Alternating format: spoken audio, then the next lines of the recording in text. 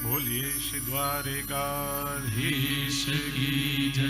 श्री श्रीलाल प्रभु प्यारे की जय। श्री गोवर्धन नाथ की जय। श्याम सुंदर श्री यमुने महारानी जी की जय। श्री वल्लभाधीश की जय। श्री गोपीनाथ जी प्रभु चरण की जय। श्री गुसाई जी परम दयाल की जय। श्री गोकुलनाथ की जय। श्री भागवत भगवान की जय। श्री चंपारण्य धाम की जय। मंच पर विराजमान परम आदरणीय, परम श्रद्धेय, परम आत्मीय, पर ज्येष्ठ भ्राता श्री बालकृष्णलाल जी महाराज श्री, परम आत्मीय श्री लालन कुमार, मनोरथी क्याड़ा परिवार, परम भगवती श्री रमणीक भाई लालजी भाई क्याड़ा, अश्विन भाई लालजी भाई क्याड़ा, लीलावंती बेन रमणीक भाई क्याड़ा, रीटा बेन अश्विन भाई क्याड़ा, विशाल भाई, दक्षा बेन, अर्जुन भाई, कृष्णा बेन, विशाल भाई અને સમગ્ર બધાની વચ્ચેના સૂત્રધાર જેમણે અથાગ પરિશ્રમ કર્યો છે, પરમ ભગવતી ચરણદાસભાઈ, મારા કીર્તનકાર બંધુ, કથામૃતનું પાન કરવા પધારેલા આપ સૌ શ્રી વલ્લભના લાડીલા કૃપાપાત્ર વૈષ્ણવો, ખૂબ આનંદનો અવસર છે. મનોરથી પરિવારના આંગણે ગોવર્ધનોદ્ધરણ શ્રીજી બાવા સ્વયં શ્રીમદ ભાગવતજી સ્વરૂપે આજે પધાર્યા છે. આથી 7 દિવસ શ્રીમદ ભાગવતજીને કેન્દ્રમાં રાખીને આજના સમયને અનુરૂપ પુષ્ટિમાર્ગના મુખ્ય મુદ્દાઓ અને આપણા વૈષ્ણવી જીવનમાં ઉપયોગી એ મુદ્દાઓની આપણે ચર્ચા કરીશું. સત્રનો પ્રારંભ કરતા પહેલા થોડી ક્ષણો માટે ભાવથી આપણે સાથે મળીને ભગવત નામનું સંકીર્તન કરીએ. આખું વાતાવરણ ભગવત નામ મંત્રમય બને. વૈષ્ણવને ખાસ એક સૂચના,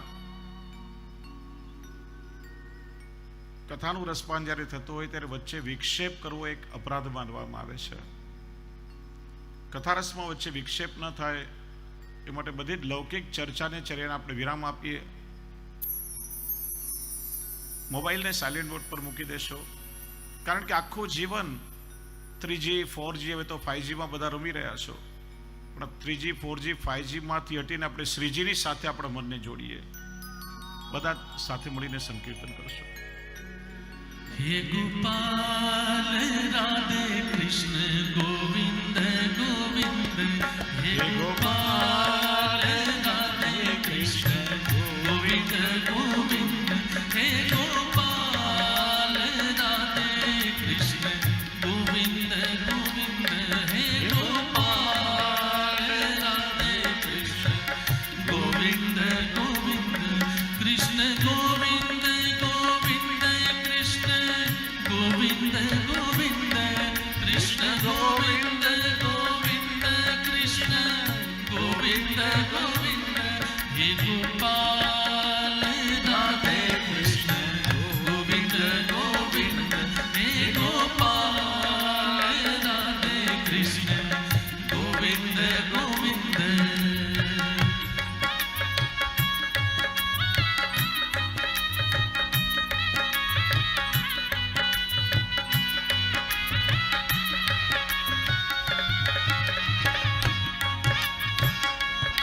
બધા તાળી વગાડીને સાથે મળી સંકીર્તન કરશો.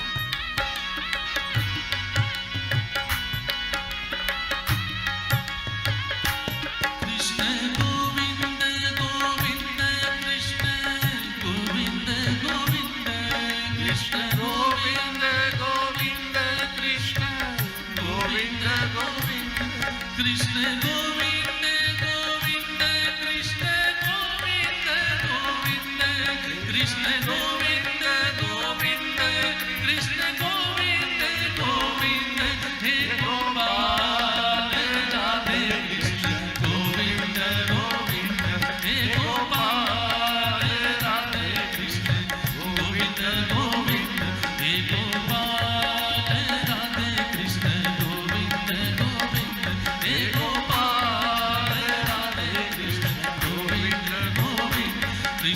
ગોવિંદ ગોવિંદ કૃષ્ણ ગોવિંદ ગોવિંદ કૃષ્ણ ગોવિંદ ગોવિંદ કૃષ્ણ ગોવિંદ ગોવિંદ હે ગોપાલ રાધે કૃષ્ણ ગોવિંદ ગોવિંદ હે ગોપાલ રાધે કૃષ્ણ ગોવિંદ ગોવિંદ રાધે ગોવિંદ ગોવિંદ રાધે ગોવિંદ ગોવિંદ.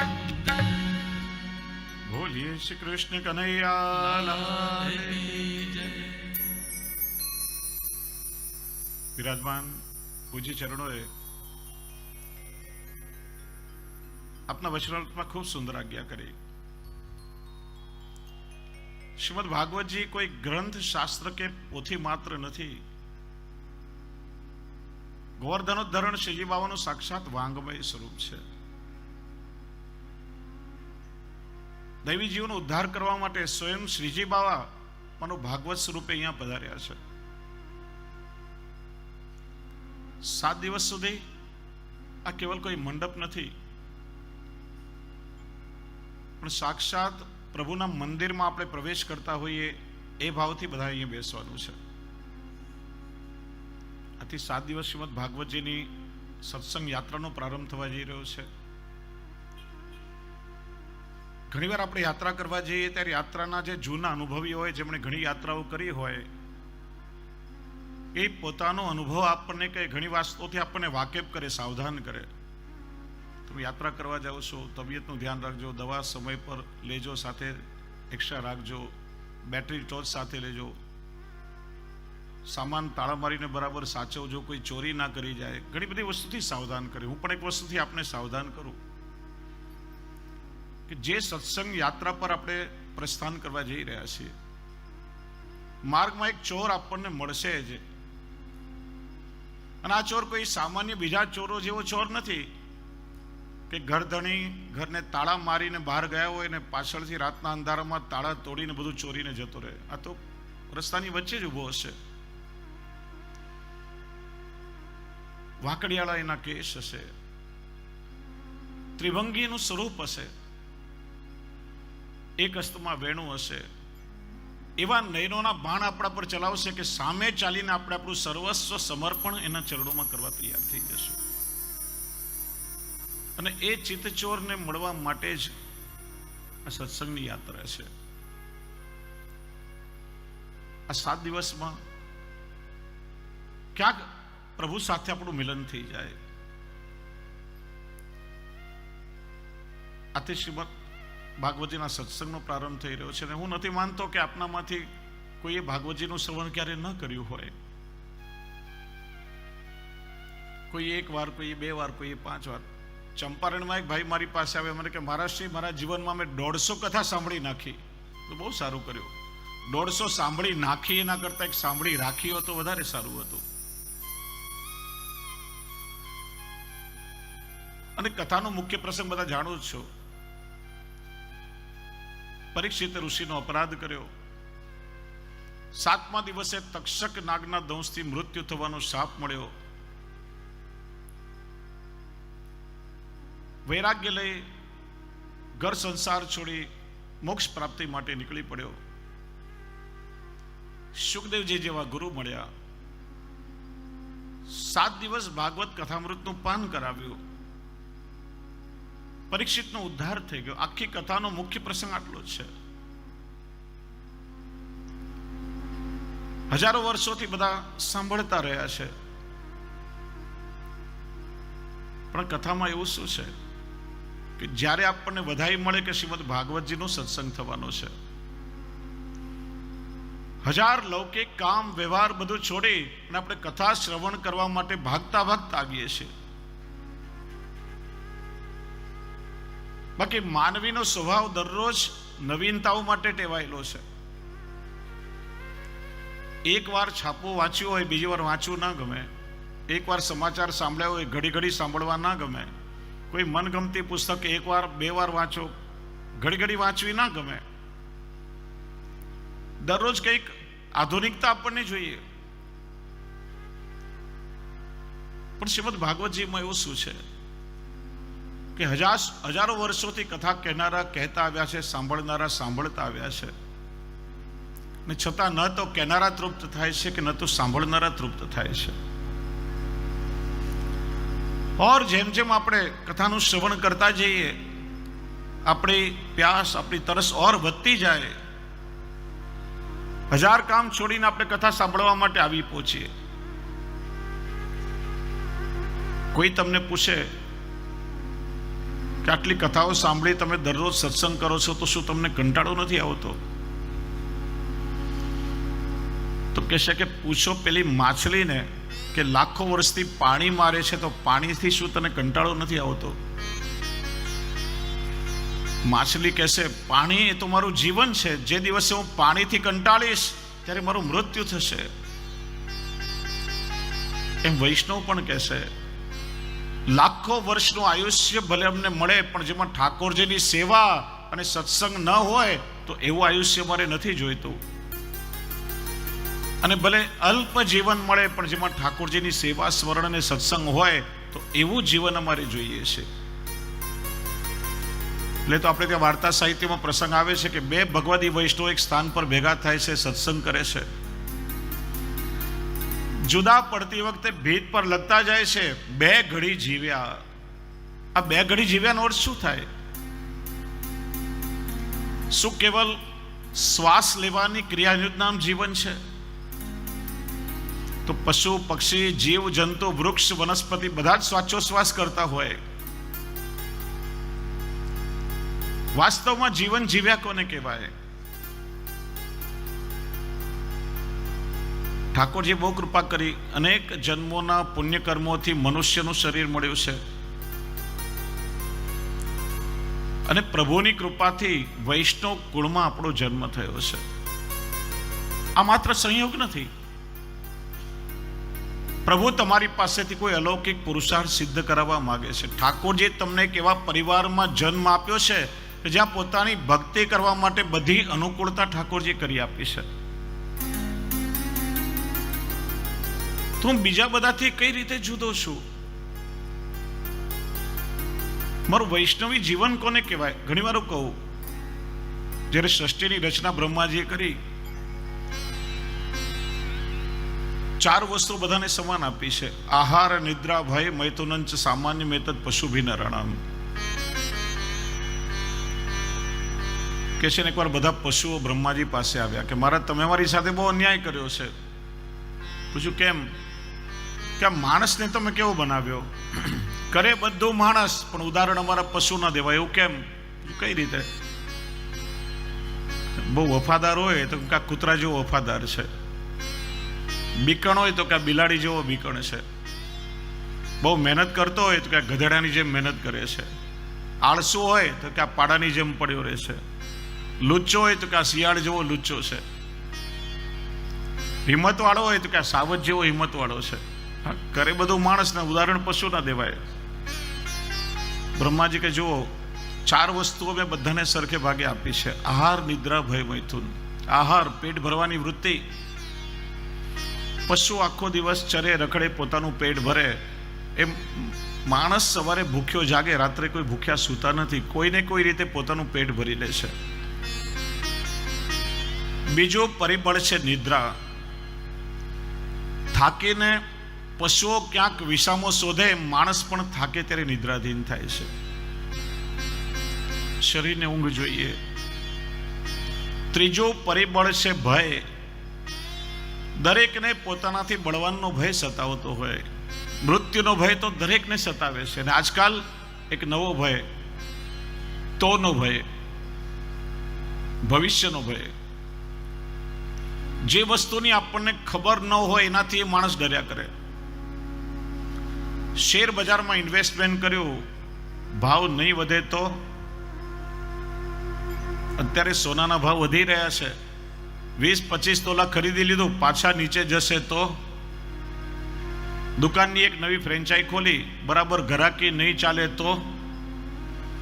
હોંશે હોંશે દીકરાના લગ્ન કર્યા, લાખો રૂપિયાનો ખર્ચો કર્યો, વહુને ઘરમાં લઈને આવ્યા, હવે મારા કયામન નહીં રહે તો? આ તોનો ભય. હું ઘણી વાર કોઈ એક દીકરીના લગ્ન થયા, પરણીને સાસરે ગઈ, 1-8 મહિના પછી પિયરે રોકાવા આવી. માં કે બેટા તો આમ થોડી સુકાઈ કેમ ગઈ? દરેક માને એવું લાગે કે મારી દીકરી સુકાઈ ગઈ. સાસુ સસરા તને કઈ મેણા મારે છે? ના મમ્મી, સાસુ સસરા તો મા બાપ જેવા છે, બહુ જ વાલ કરે મને. તો તારા પતિદેવ શું બરાબર નથી?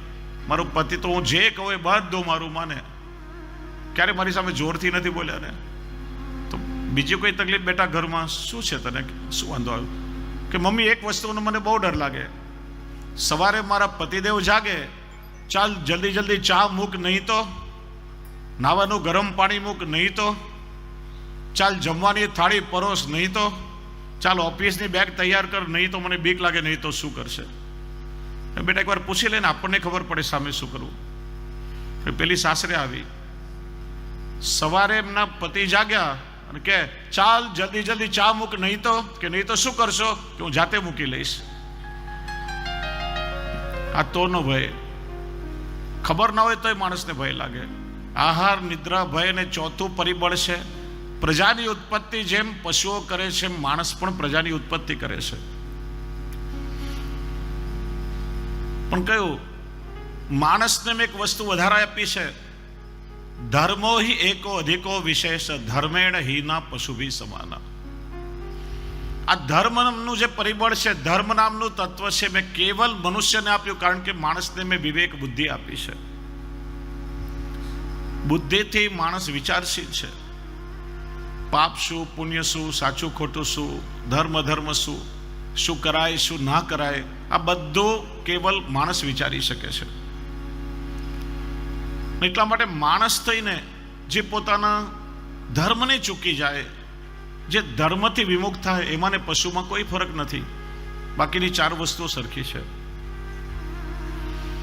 એટલે વાસ્તવમાં જેટલો સમય આપણે ધર્મને જીવ્યા એટલો સમય જીવન જીવ્યા એવું કહેવાય. બાકી શ્વાસ તો બધા જ લેતા હોય છે. ધર્મ એટલે શું? આ સત્સંગ છે ને વાસ્તવમાં ધર્મને સમજવા માટે છે. જુદી જુદી વ્યાખ્યાઓ કરી. ધારણા ધર્મ ઇત્યાહુ ધર્મો ધારે તે પ્રજા. પ્રત્યેક વ્યક્તિ ધારણ કરે તે ધર્મ. કોઈ કહેશે જીવાત્માને પરમાત્મા સાથે જોડનારું તત્વ એ ધર્મ છે. વાસ્તવમાં ધર્મ એટલે આપણું કર્તવ્ય. બહુ સરળ વ્યાખ્યા કહું તો, જુદી જુદી અવસ્થામાં, જુદી જુદી પરિસ્થિતિમાં માણસે શું કરવું જોઈએ અને શું ના કરવું જોઈએ એ સમજણ આપણામાં હોવી, એનું નામ છે ધર્મ. એટલે જેનું વર્ગીકરણ થયું, દેહ ધર્મ, આત્મધર્મ, વર્ણ ધર્મ, આશ્રમ ધર્મ, આપત ધર્મ, વિશેષ ધર્મ, ભગવત ધર્મ આદિ. બહુ ટૂંકમાં સમજાવું. દેહ ધર્મ એટલે માણસનું શરીર મળ્યું છે, તો એક માનવી તરીકે મારે શું કરવું જોઈએ, જેને આપણે હ્યુમાનિટી કહીએ છીએ, માનવ ધર્મ, મનુષ્યતા. હું ઘણી વાર કહું કે માનવતા નહીં આવે ત્યાં સુધી વૈષ્ણવતા નહીં આવે. પહેલા માનવતા આવે પછી વૈષ્ણવતા આવે. પહેલા આપણે એક સારા માનવી બનીએ, પછી એક સારા વૈષ્ણવ બની શકીએ. બીજા બધા પશુઓથી હું કઈ રીતે જુદો છું? હું એક સભ્ય સમાજમાં રહું છું, મારી શું જવાબદારી છે? ત્યાર પછી હવે આત્મધર્મ. માણસનું શરીર એકમાત્ર સાધન છે કે જેનાથી તમે આલોક અને પરલોક બંને સુધારી શકો. બીજા કોઈ પણ શરીરથી સંભવ નથી. કારણ કે માણસમાં વિવેક બુદ્ધિ છે. આ માતા છે, આ પિતા છે, આ ભાઈ છે, બહેન છે, પત્ની છે, આ દીકરી છે, આ બધો વિવેક કેવલ માણસમાં હોય છે, અન્ય કોઈ જીવોમાં નહીં. અને એટલા માટે આત્મકલ્યાણ કરવા કોઈ એક સંપ્રદાયની પરંપરાથી દીક્ષિત થઈ અને ઇષ્ટ પ્રાપ્તિના આપણા લક્ષ્ય માટે આપણે એ માર્ગ પર આગળ ચાલીએ છીએ. તમે પુષ્ટિ માર્ગે વૈષ્ણવ છો, બ્રહ્મ સંબંધ લીધો છે, તો વૈષ્ણવ ધર્મ એ તમારો આત્મધર્મ છે, જેના દ્વારા તમારું આત્મકલ્યાણ થશે, પ્રભુ સુધી પહોંચી શકશો. વર્ણ ધર્મ, બ્રાહ્મણ, ક્ષત્રિય, વૈશ્ય, શૂદ્ર, દરેકની એક જવાબદારી છે. આશ્રમ, બ્રહ્મચારીનો ધર્મ જુદો, ગૃહસ્થીનો ધર્મ જુદો, સંન્યાસીનો ધર્મ જુદો. તો દરેક અવસ્થામાં શું કરવું જોઈએ એ જવાબદારીનું પાલન કરવું, એને કહેવાય છે ધર્મ. અને મોટા ભાગે બધા જાણતા જ હોય છે લગભગ 99% બધાને ખબર હોય છે કે આપણે શું કરાય ને શું ના કરાય. એક નાનકડા બાળકને પૂછો ને તો એ તમને કહેશે કે આ કરાય કે ના કરાય. ચાલો 2-4 વસ્તુ તમને પૂછું છું, બધાએ મને એક સાથે હા કે નામાં જવાબ દેવાનો. મને ખબર પડે તમે સાંભળી રહ્યા છો કે નહીં. જેટલા બેઠા છો બધાએ મને હા કે નામાં જવાબ દેવાનો એક સાથે. માણસનું શરીર મળ્યું છે તો બધા સાથે પ્રેમથી હળી મળીને સાથે રહેવું જોઈએ. હા કે ના? ચોરી કરવી જોઈએ, બીજાને દુઃખ દેવું જોઈએ, મા બાપની સેવા ઘરમાં કરવી જોઈએ, મા બાપને ઘરડા ઘરમાં કાઢી મૂકવા જોઈએ, વૈષ્ણવે કંઠી પહેરવી જોઈએ, ઠાકોરજીની સેવા કરવી જોઈએ, દરરોજ હોટલમાં જમવું જોઈએ, ઘરમાં ઠાકોરજીને ધરીને સમર્પિત લેવું જોઈએ, દરરોજ સત્સંગ કરવો જોઈએ. હવે જો બધાએ જવાબ આપ્યા, બધાને ખબર છે શું કરાય ને શું ના કરાય. પણ એક મજાની વાત તમને કહું, મહાભારતમાં દુર્યોધન કહે છે જાનામિ ધર્મમ ન ચમેવ પ્રવૃત્તિ, જાનામિ અધર્મમ ન ચમેવ નિવૃત્તિ. ધર્મ શું છે હું બહુ સારી રીતે જાણું છું, પણ મારી પ્રવૃત્તિ એમાં થતી નથી, મારું મન એમાં લાગતું નથી. અને અધર્મ શું છે પણ મને બહુ સારી રીતે ખબર છે, પણ એ મારાથી છૂટતો નથી. 5000 વર્ષ પહેલા ભીમની ગદાથી ભલે દુર્યોધન મરાયો હોય, પણ આપણા બધાની અંદર આજે પણ ખૂણે ખાંચરે ક્યાંક સંતાઈને બેઠો છે. કેમ કે આપણને બધાને ખબર છે શું કરાય ને શું ના કરાય, પણ જે ના કરવું જોઈએ એમાં હંમેશા આપણું મન લાગે, અને જે કરવું જોઈએ એમાં મન લાગતું નથી. બધાએ કહ્યું કે ઘરમાં મા બાપની સેવા કરવી જોઈએ, છતાંય કેટલા ઘરડા ઘર ખુલી રહ્યા છે. તમે બધાએ કહ્યું કે ઠાકોરજીની સેવા કરવી જોઈએ, કેટલા હાથ પવિત્ર કરીએ છીએ. બધાએ કહ્યું કે હોટલનું ના ખવાય, કેટલાય છોડી દીધું. ખબર છે આપણને, છતાંય એ રુચિ થતી નથી. બસ આ સમજવા માટે ભાગવતજીનો સત્સંગ છે. એક વૈષ્ણવે જીવનમાં શું કરાય ને શું ના કરાય, વૈષ્ણવનું જીવન કેવું હોય. આપણા ઠાકોરજી ઉત્તમ વસ્તુના ભોગતા છે. સામગ્રી, પાત્ર, વસ્ત્ર, સાહિત્ય, આ બધાનો આપણે વિચાર કરીએ છીએ કે ઉત્તમમાં ઉત્તમ સામગ્રી પ્રભુને સમર્પિત કરીએ, પણ ક્યારે પોતાની જાતનો વિચાર કર્યો છે ખરા કે મેં મારી પોતાની જાતને મારા પ્રભુને લાયક રાખી છે કે નહીં?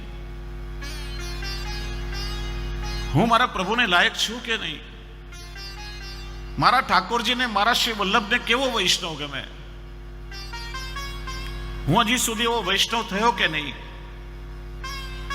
એ સમજવા માટે આ ભાગવતજીનો સત્સંગ છે. વૈષ્ણવ મોટા ભાગનો સમય જીવનમાં વીતી ચૂક્યો છે. જે સમય નીકળી ગયો છે તમે ભૂતકાળને પાછો લાવી નહીં શકો, પણ ભવિષ્યને સુધારવું એ ચોક્કસ તમારા હાથમાં છે. આવનાર સમય તમારા હાથમાં છે. હું ઘણી વાર કહું, એક મકાનમાં 3 મિત્રો રહેતા હતા. મકાનમાં આગ લાગી. એક મિત્ર ગયો, ફાયર બ્રિગેડ વાળાને, બંબાવાળાને ફોન કર્યો, પ્રતીક્ષા કરવા લાગ્યો, હમણાં બંબાવાળા આવશે ને આગ ઓલવશે. બીજા મિત્રએ વિચાર્યું કે બંબાવાળાને વાર લાગે, આગ ધીરે ધીરે વધી રહી છે. ડોલ લઈને ગયો, ટાંકામાંથી પાણી ભરીને પાણી નાખીને આગ ઓલવવાનો પ્રયત્ન કરવા લાગ્યો. ત્રીજા મિત્રએ વિચાર્યું આગ ભડકે બળી રહી છે, ઘણી બધી વસ્તુઓ સળગીને રાખ થઈ ગઈ છે, ઘણું હજી બચ્યું છે, તો જે બચ્યું છે એને તો બચાવી લઉં. અંદર ગયો અને જે વસ્તુઓ બચી છે એને બચાવીને બહાર લઈને આવ્યો, સુરક્ષિત કરી. એમ જીવનમાં સમય વીતી ગયો છે અને વાળી નહીં શકો, પણ જે સમય બચ્યો છે એને સુધારવો એ ચોક્કસ તમારા હાથમાં છે. અને કેવલ સત્સંગથી જ તમે એને બચાવી શકશો. શ્રીમદ ભાગવતે શું છે તો કે ભગવત નામની ભાગીરથી. આ છે કૃષ્ણ કથાની ગંગા. 2 ગંગાઓ એવી છે કે જે આ જગતને પાવન કરે છે. એક છે ભાગીરથી ગંગા અને બીજું ભાગવતી ગંગા. ભાગીરથી ગંગાનું પ્રાગટ્ય ભગવાનના ચરણારવિંદમાંથી થયું અને આ ભાગવતી ગંગાનું પ્રાગટ્ય પ્રભુના મુખારવિંદમાંથી થયું. ભગવતા પ્રોક્તમ ઇતિ ભાગવતમ. ભાગીરથી ગંગા સ્વર્ગમાંથી ઉતરી ત્યારે શિવજીએ પોતાના મસ્તક પર ધારણ કરી અને આ ભાગવતી ગંગાને શિવજીએ પોતાના હૃદયમાં ધારણ કરી છે. ગંગાજીમાં સ્નાન કરવા જવું હોય, કાશી, પ્રયાગ, હરિદ્વાર, ઋષિકેશ, ગંગોત્રી સુધી જવું પડે, પણ આ ભાગવતી ગંગા એવી છે કે જ્યાં આપણે બેઠા હોઈએ ત્યાં સ્વયં આવીને આપણને પવિત્ર કરે છે. ગંગામાં નાવા જઈએ, સૂચનાઓ લખી હોય, આગળ પાણી ઊંડું છે, ઘાટના પગથિયાઓ લપસણા ચીકણા છે, સાવધાનીથી સાંકળ પકડીને સ્નાન કરજો, અને જો તરતા ના આવડતું હોય તો અંદર ડૂબી જવાનો, મરી જવાનો ભય ખરો. પણ આ કૃષ્ણ કથાની ગંગા એવી છે, એવા ડૂબીએ કે બહાર નીકળવાનું મન જ ન થાય, અને જેટલો અંદર વધારે ડૂબે એટલો જ સરળતાથી આ ભવસાગરને પાર કરી જાય.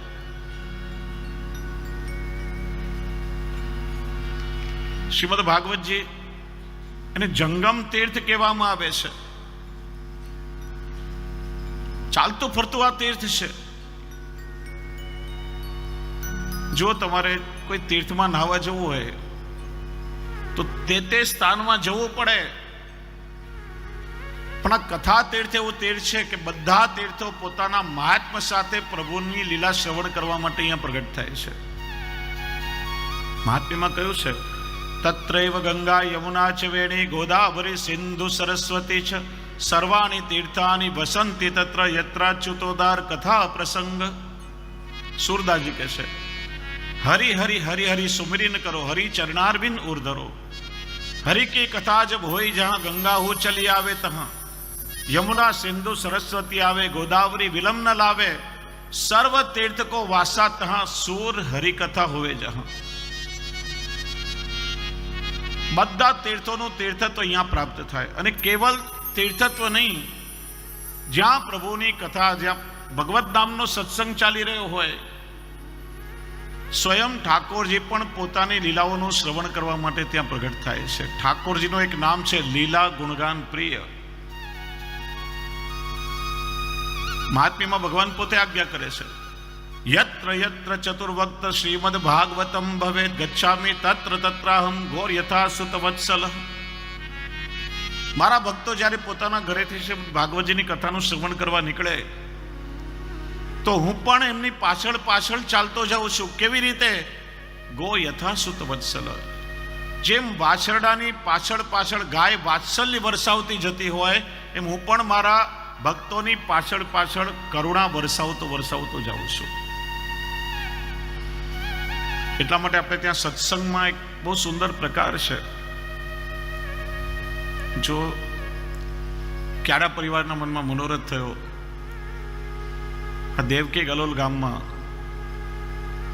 સુંદર શ્રીમદ ભાગવતજીનો સત્સંગ કરવો છે. વિનંતી કરી, તારીખ નક્કી થઈ, પત્રિકા છપાઈ, આપ સૌના સુધી પત્રિકા પહોંચી. આપને જેટલી પ્રસન્નતા થઈ એનાથી વધારે પ્રસન્નતા તમારા માથે બિરાજતા તમારા પ્રભુને, સેવ્ય સ્વરૂપને થઈ હશે. યાદ રાખો, ઘરેથી ચાલીને તમે જ્યારે કથા સાંભળવા આવો છો, તમે એકલા નથી આવતા. તમારા માથે બિરાજતું તમારું સેવ્ય સ્વરૂપ પણ સાથે સાથે પધારી તમારા ખોળામાં બિરાજીને એમને લીલાનું શ્રવણ કરે છે. એટલા માટે કથામાં હંમેશા વિવેકથી બેસવું જોઈએ, સત્સંગમાં વિવેકથી બેસવું જોઈએ. બને તો પદ્માસન, અર્ધ પદ્માસન પલાઠી વાળીને, અને શરીરમાં કોઈ કષ્ટ હોય તો આપણે ભલે સોફા પર કે ખુરશી પર બેસીએ. દેહ ધર્મ છે, શરીર સાચવવું પડે, પ્રભુની સેવાનું સાધન છે. પણ પગ લાંબા કરીને ગમે તેમ અવિવેકથી કથામાં ન બેસાય. નાનું બાળક માના ખોળામાં હોય, માની કમર દુખે, શરીર અકળાય, પણ માં સતત બાળકની કાળજી રાખે છે. એમ આપણા ખોળામાં બિરાજીને સ્વયં આપણા ઠાકોરજી પોતાની લીલાઓનું શ્રવણ કરે છે. એવા ભાવથી હંમેશા વૈષ્ણવે કથાનું શ્રવણ કરવું જોઈએ. ઠાકોરજી પણ પ્રસન્ન થાય છે. આ શ્રીમદ ભાગવત કેવું છે, જડ ચેતન બધા પર આ કથાનો પ્રભાવ પડે છે. કેવલ મનુષ્ય પર પડે છે એટલું જ નહીં, સમગ્ર વાતાવરણ પર, સમગ્ર સૃષ્ટિ પર આ કથાનો પ્રભાવ પડે છે. પ્રસંગ આવે છે ને, શ્રી ગુસાઈજી એક ગામમાં પધાર્યા હતા. પ્રાતઃકાલે એક વૃક્ષની છાયામાં બિરાજી આપ સંધ્યાવંદન કરી રહ્યા હતા. કોઈ પ્રવાસી ત્યાંથી પસાર થયો, શ્રી ગુસાઈજીના દર્શન કર્યા, સાક્ષાત ભગવત સ્વરૂપનો અનુભવ થયો. આ કોઈ સામાન્ય વ્યક્તિ નથી, સાક્ષાત શ્રી કૃષ્ણ છે. વિનંતી કરી, શરણમાં આવ્યો, પૂછ્યું મારું કર્તવ્ય શું? શ્રી ગુસાઈજી આજ્ઞા કરી કે દરરોજ વૈષ્ણવની સાથે બેસી તમે ભાગવતજીનો સત્સંગ કરજો. આજ્ઞા કરી શ્રી ગુસાઈજી ત્યાંથી બીજે ગામ પધાર્યા. પેલો વૈષ્ણવ વિચારે કે મારા ગુરુએ મને વૈષ્ણવની સાથે ભાગવતજીનો સત્સંગ કરવાની આજ્ઞા કરી છે, અને હું જાણું છું ત્યાં સુધી આસપાસના ગામમાં એવો કોઈ વૈષ્ણવ નથી. એવો વૈષ્ણવ હું ક્યાં શોધું? વિચાર્યું, વૃક્ષ છે પણ વૈષ્ણવનું સ્વરૂપ છે ને, અને જે વૃક્ષની છાયામાં મારા ગુરુ શ્રી ગુસાઈજી બિરાજતા હતા એનાથી મોટો વૈષ્ણવ મને બીજે ક્યાં મળે? એ વૃક્ષમાં વૈષ્ણવનો ભાવ રાખી પેલો વૈષ્ણવ દરરોજ વૃક્ષની સામે બેસે, શ્રીમદ ભાગવતજીનું પારાયણ કરે. અને ભાગવતનો પ્રભાવ તમે જુઓ કે કેટલાય સમય પછી એ જ માર્ગેથી શ્રી ગુસાઈજી પાછા પધારી રહ્યા હતા. અને જેવા દૂરથી પધારી રહેલા શ્રી ગુસાઈજીના દર્શન કર્યા, વૃક્ષની એક એક ડાળીઓ ઝૂકવા લાગી, માનો શ્રી ગુસાઈજીના ચરણસ્પર્શ કરવા માટે આતુર બની હોય. અને જેવા શ્રી ગુસાઈજી નજીક પધાર્યા, મૂળમાંથી એ વૃક્ષે ઉખડીને શ્રી ગુસાઈજીના ચરણમાં સાષ્ટાંગ દંડવત કર્યા. વિચારો કે ભાગવતનું શ્રવણ કરીને જડ એવો વૃક્ષ પણ પ્રભુને નમી શકે, તો એનું શ્રવણ કરીને વૈષ્ણવ શું ઠાકોરજીને ગમી ના શકે? ભાગવત આપણને એવું પાત્ર બનાવે છે. એટલા માટે જેમ પૂજ્યશ્રી આજ્ઞા કરી, આ કેવલ 7 દિવસ માટેનું શ્રવણ નથી. ભાગવતજીનું શ્રવણ, એનું ચિંતન, એનું મનન નિત્ય થવું જોઈએ. આ 7 દિવસના સત્સંગને આપણે સપ્તાહ કહીએ છીએ. સપ્ત એટલે 7, અહ એટલે દિવસો. 9 દિવસનું પારાયણ હોય તો નવાહન કહેવાય, 15 દિવસનું હોય તો પક્ષ પારાયણ, મહિનાનું હોય તો માસ પારાયણ. સામાન્ય સપ્તાહ પ્રચલિત છે. અને તમે જુઓ કે રવિવારથી શનિવાર સુધી સપ્તાહમાં 7 જ વાર હોય, 8મો વાર આવતો નથી. પરીક્ષિતને પણ 7મા દિવસે મૃત્યુ આવવાનું હતું. આપણને પણ રવિવારથી શનિવાર સુધી કોઈ પણ એક વારે ઠાકોરજીનું નિમંત્રણ આવશે જ.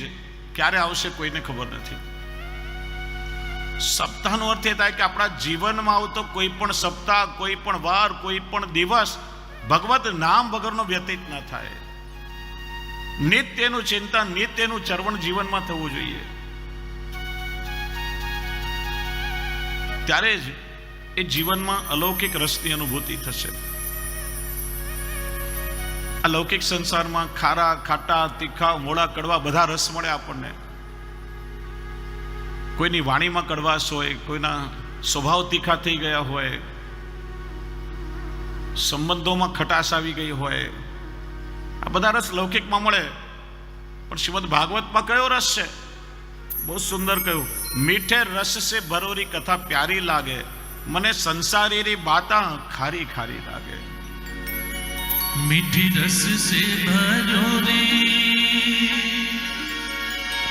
वो मीठे रस से भरोरी कथा प्यारी लागे, कथा प्यारी लागे, मन संसारी बाता खारी खारी लागे.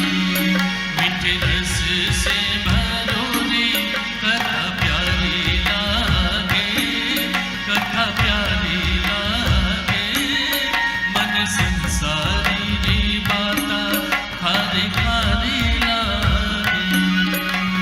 कृष्ण कथा तो मीठी मीठी जगत कथा है हमारी, कृष्ण कथा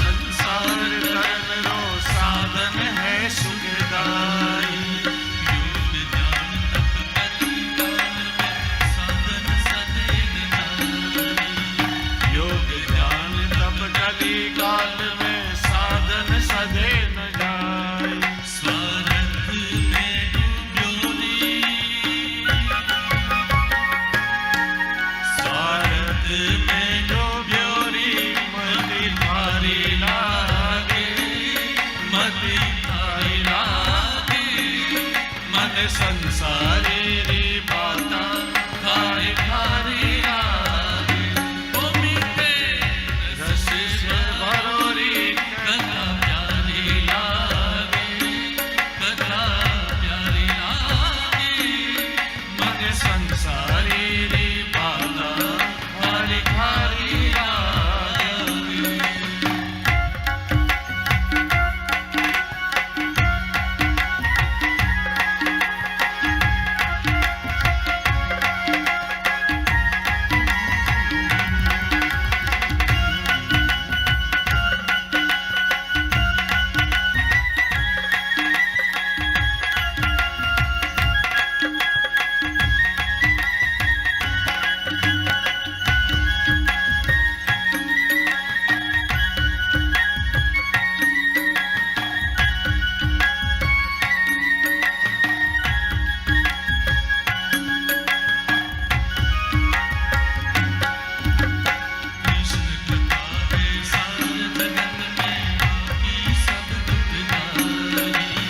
कृष्ण कथा है सार जगत में बाकी सब दुखदाई। कृष्ण कथा बिन भाव न उपजे कैसे मिले कन्हाई। कृष्ण कथा बिन भाव न उपजे कैसे मिले कन्हाई। हरि चार दे नारी, चाल दे नारी जिंदगानी लागे, जिंदगानी लागे, मन संसारी री बाता खारी खारी लागे। मीठे रस से भरोरी कथा प्यारी लागे, कथा प्यारी लागे, मन संसारी री बाता खारी खारी लागे। ओ मीठे रस से भरोरी कथा प्यारी लागे, कथा प्यारी लागे, मन संसारी री बाता खारी खारी लागे। ओ मन संसारी री बाता खारी खारी लागे। ओ मन संसारी री बाता खारी खारी लागे। बोलिए श्री कृष्ण कन्हैया लाल की।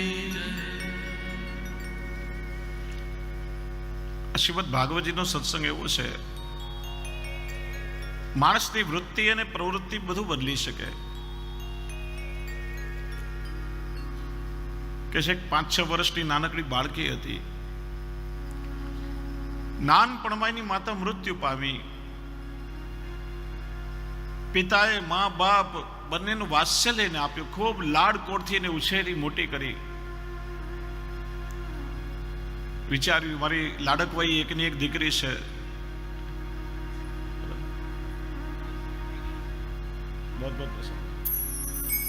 બધા ઊભા થઈ જઈએ. આપણે પૂજ્યશ્રી પધારી રહ્યા છે, આપને ખૂબ ખૂબ વંદન, ખૂબ અનુગ્રહ કરી અને મનોરથી પરિવારના સત્રમાં પધારે. એકવાર ભાવથી તાળી વગાડીને આપનું અભિવાદન કરીએ.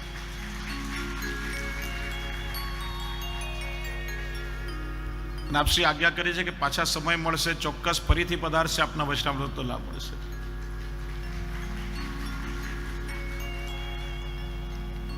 બેસી જાઓ બધા. દીકરી ધીરે ધીરે મોટી થઈ. પિતાએ વિચાર્યું મારે ધામધૂમથી મારી દીકરીના લગ્ન કરવા છે. પરિશ્રમ કરી રૂપિયા કમાઈ કમાઈને દીકરીને સાચવવા આપવા લાગ્યો. બેટા તારા લગ્ન માટે હું ભેગા કરી રહ્યો છું, બહુ સંભાળીને સાચવીને તારી પાસે રાખજે. સમય વીતતો ગયો, દીકરી મોટી થઈ, કોઈ યોગ્ય સ્થળેનો વિવાહ નક્કી થઈ ગયો. લગ્નનો દિવસ નજીક આવવા લાગ્યો. પિતાએ વિચાર્યું હવે દીકરી માટે લગ્ન નિમિત્તે બધી ખરીદી કરવા આપણે નીકળીએ. દીકરીને બોલાવીને કોઈ બેટા આટલા વર્ષોથી મહેનત કરી પરસેવો પાડીને રૂપિયા કમાઈને તને સાચવવા આપ્યા છે, લઈને આવો તો ચાલ હવે આપણે તારા માટે દાગીના કપડાં બધી વસ્તુની ખરીદી કરીએ, તારી મનગમતી દરેક વસ્તુ આપણે ખરીદીએ. દીકરી રૂમની અંદર ગઈ અને શ્રીમદ ભાગવતજીની પોથી પધરાવીને લઈ આવી અને ભાગવતજીનું એક એક પાનું ખોલી 200 રૂપિયાની નોટ, 500 રૂપિયાની નોટ કાઢીને એના પિતાને આપે. લો પપ્પા પૈસા. પિતા ચમક્યા, બેટા આ શું? આટલી મહેનત કરીને રૂપિયા તારા લગ્ન માટે કમાયો, એને તિજોરીમાં કે બેંકમાં સાચવીને રાખવા જોઈએ. આમ ભાગવતની પોથીમાં રીતે મુકાય, કોઈ આવીને ચોરી લેતો? દીકરીએ બહુ સરસ જવાબ આપ્યો. પપ્પા જે ચોરી કરવાનો ઈરાદો લઈને આવે ત્યારે ભાગવતજીની પોથી ના ખોલે, અને એકવાર જે ભાગવતજીનો ગ્રંથ ખોલે એ જીવનમાં ક્યારેય ચોરી કરે જ નહીં, એના વિચાર બદલાયા વગર ના રહે. એમ જે સત્સંગનું શ્રવણ કરે એની ચોક્કસ પ્રવૃત્તિ બદલાય. આ શ્રીમદ ભાગવતજી એવું તત્વ છે કે ભગવાને પણ અનેક અવતારોમાં એના માટે પરિશ્રમ કર્યો છે. ભાગવતના વક્તા ભગવાન સ્વયં છે. સૌથી પહેલા ભગવાને ચતુશ્લોકી ભાગવત બ્રહ્માજીને સંભળાવ્યું. બ્રહ્માજી પણ ઠાકોરજીના ગુણાવતાર છે.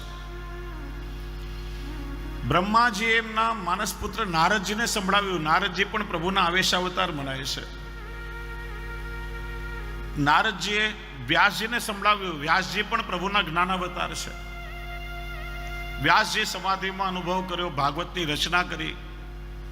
વ્યાસજી એમના પુત્ર સુખદેવજીને ભાગવત ભણાવ્યું. એ પણ રુદ્રના અવતાર મનાય છે.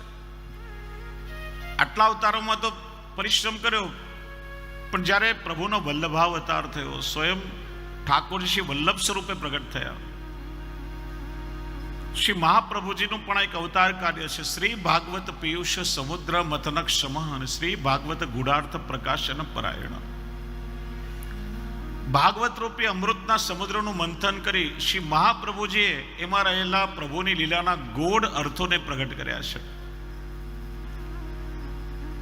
ભગવદીઓ ગાય છે, જો શ્રી વલ્લભ પ્રભુ પ્રગટ ન હોતે વસુધા રહેતી સોની, નાતર લીલા હોતી જૂની.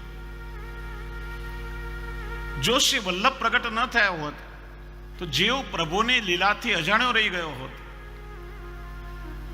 કેમ કે વ્યાસજીએ લીલાનું દર્શન કર્યું, રચના કરી, પરીક્ષિતને ભણાવ્યું ને સુખદેવજીને ભણાવ્યું. સુખદેવજીએ પરીક્ષિત સામે કથા કહી કે પ્રભુએ આવી લીલાઓ કરી છે, પણ એ લીલાઓ શા માટે કરી?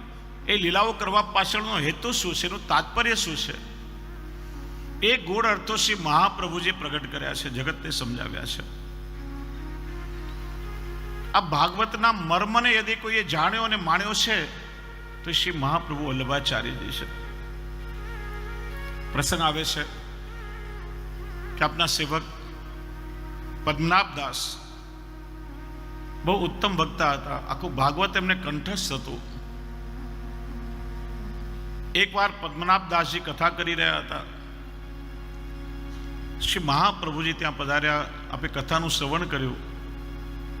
પ્રસંગ પૂરો થયો. શ્રી મહાપ્રભુજી આજ્ઞા કરી, પદ્મનાભદાસ તમે બહુ ઉત્તમ વક્તા છો, હજી વધારે ઊંડાણથી આ કથા સંભળાવો. વધારે ભાવ પ્રકાશ કર્યો, ઓર કશું ભાવ પ્રગટ કર્યો, ઓર વધારે લીલા સમજાવી. ત્રીજી વાર આજ્ઞા કરી, ઓર કશું રહસ્ય બતાવો. ત્યારે પદ્મનાભદાસે કહ્યું, મહારાજ જો સુખને કહીશો મેને કહી. સુખદેવજીએ જે કહ્યું એ બધું મેં કહી દીધું. આનાથી વધારે કથાનો પ્રસંગ છે જ નહીં, અને હોય તો આપ સંભળાવો. એમ કહી પદ્મનાભદાસ વ્યાસપીઠ પરથી ઉતરી શ્રોતા બનીને આસન પર બેસી ગયા. શ્રી મહાપ્રભુજી આપ આસન પર બિરાજ્યા. શ્રી વલ્લભના મુખારવિંદમાંથી ભાગવતની સુધા પ્રગટ થવા લાગી. એક ઘડી વીતી, 2 ઘડી, 3 ઘડી. જેમ જેમ શ્રી વલ્લભના મુખારવિંદમાંથી આપના વચનામૃતો વરસતા જાય, પદ્મનાભદાસ વધારે ને વધારે નીચે ઝૂકતા જાય, અને એક સમયે જમીન પર સાષ્ટાંગ પોડીને શ્રી મહાપ્રભુજીને દંડવત કર્યા. ત્યારે કોઈએ કહ્યું, પદ્મનાભદાસ તમે તો કહેતા હતા જો સુખને કહીશો મેને કહી. સુખદેવજી કહ્યું બધું મેં કહી દીધું. તો આ બધું ક્યાંથી નીકળ્યું? કે હું તો હજી પણ એ જ કહું છું. જો શુકને કહી સો મેને કહી, પણ જ્યારે સ્વયં ઠાકોરજી પોતે જ બિરાજે ને પોતાના મુખારવિંદથી પોતાની લીલાનું વર્ણન કરતા હોય તો એનો પાર કોણ પામી શકે?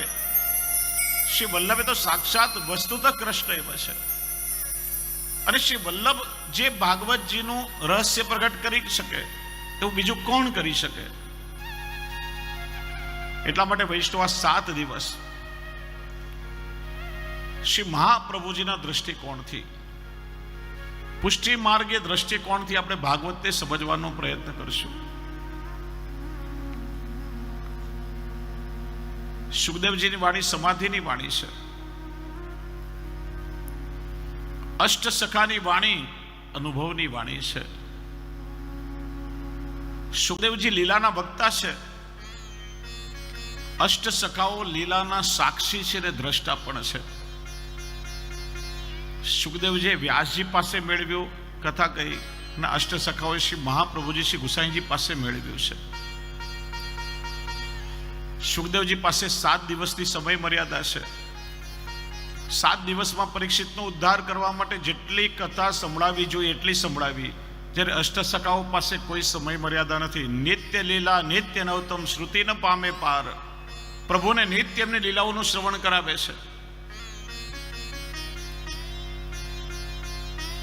પરીક્ષિત મુમુક્ષુ છે. સુખદેવજી મુમુક્ષુ પરીક્ષિતને સંભળાવે છે. એનું શ્રવણ ફળ મુક્તિ છે. જ્યારે અષ્ટસખાઓ સ્વયં ઠાકોરજીને એમની લીલા સંભળાવે છે. એટલા માટે એનું શ્રવણ ફળ એ ભજનાનંદની પ્રાપ્તિ છે. તો સાથે વચ્ચે અષ્ટસખાની વાણીનો પણ આપણે આશ્રય લેશું. સુબોધનીજીના અર્થો સાથે આપણે ભાગવતજીનું ચિંતન કરશું. ભાગવતનો શાસ્ત્રાર્થ બતાવ્યો. ભાતિ સર્વેષુ વેદેષુ ગતિર્યસ્ય દુરસ્તયા વરિષ્ઠમ સર્વશાસ્ત્રેષુ તત્વમ પરમ હિ યોગિનામ. 4 અક્ષર છે. પહેલો અક્ષર છે ભા, પ્રદીપ્તો ધાતુ છે. ભા અક્ષરથી આપણા જીવનનો અંધકાર દૂર કરી જ્ઞાનની ચેતના પ્રગટાવી જ્ઞાનના પ્રકાશમાં પ્રભુનું દર્શન કરાવે છે. આપણને આપણું સ્વરૂપ જ્ઞાન કરાવે છે. પ્રશ્ન થાય કે માણસના જીવનમાં અંધકાર કયો? તો કયો? અજ્ઞાનતા એ સૌથી મોટો અંધકાર છે. આજે આપણને નથી ભગવત સ્વરૂપનું જ્ઞાન, નથી ભગવત લીલાનું જ્ઞાન, નથી આપણા શ્રી મહાપ્રભુજીના સ્વરૂપનું જ્ઞાન, કે નથી પોતાના સ્વરૂપનું જ્ઞાન. ઘણીવાર આપણને કહેવામાં આવે પોતાના સ્વરૂપને ઓળખો, પોતાની જાતને ઓળખો. કોને ઓળખીએ? વારંવાર આપણે કહેતા હોઈએ હું શરીર નથી, હું આત્મા છું. હું બુદ્ધિ નથી, હું આત્મા છું. હું ઇન્દ્રિયો નથી, હું આત્મા છું.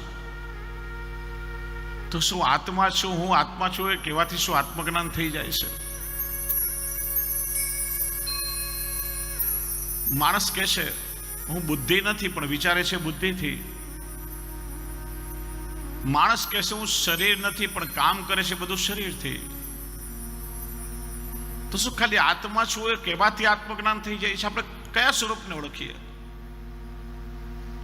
વાલ્મીકી રામાયણનો એક બહુ સરસ પ્રસંગ છે કે જ્યારે પ્રથમ વખત રામચંદ્રજીનું દર્શન હનુમાનજીને થયું, પ્રથમ વખત મુલાકાત થઈ, ત્યારે શ્રી રામચંદ્રજી હનુમાનજીને પરિચય પૂછ્યો. તમે કોણ છો? પરિચય આપો.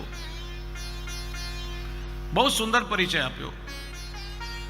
દેહ બુદ્ધ્યા તુ દાસોહમ, જીવ બુદ્ધ્યા ત્વદંશક, આત્મ બુદ્ધ્યા ત્વમેવાહ ઇતિ મે નિશ્ચલામતી.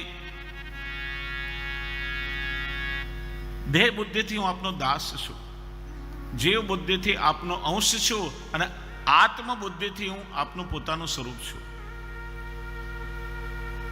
જ્યાં સુધી દેહ બુદ્ધિ છે પ્રભુનું દાસત્વ એ જ આપણા માટે ઉત્તમ છે. આપણે બ્રહ્મ સમાન લઈએ છીએ ત્યારે શું કહીએ છીએ? દાસોહમ. હે પ્રભુ હું આપનો દાસ છું, હે કૃષ્ણ હું આપનો છું.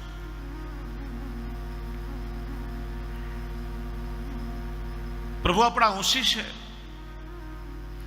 અને પ્રભુનો અંશ હોવાના કારણે પ્રભુનું દાસત્વ એ જ આપણા માટે સર્વોપરી છે. અંશ બુદ્ધિ ને આત્મબુદ્ધિ તો બહુ દૂરની વાત છે, એ તો બધાનો અધિકાર નથી. પણ જીવ માટે પ્રભુના દાસત્વથી ઉત્તમ બીજું કંઈ નથી. એ આપણો સાચો પરિચય છે. આપણને આપણું સ્વરૂપ જ્ઞાન કરાવે છે. એ જીવ તો કોઈનો નથી. ક્યારેક આપણે વિચારવાનું, હું ઘરનો છું, હું પરિવારનો છું, હું દુકાનનો છું, હું સગા સંબંધીઓનો છું, કોનો છું?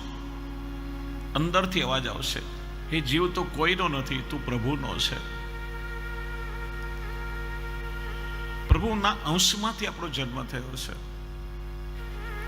અને એટલા માટે એ પ્રભુનું દાસત્વ એ જ આપણા માટે સૌથી શ્રેષ્ઠ છે. બીજો અક્ષર છે ગ, ગતિવાચક શબ્દ છે.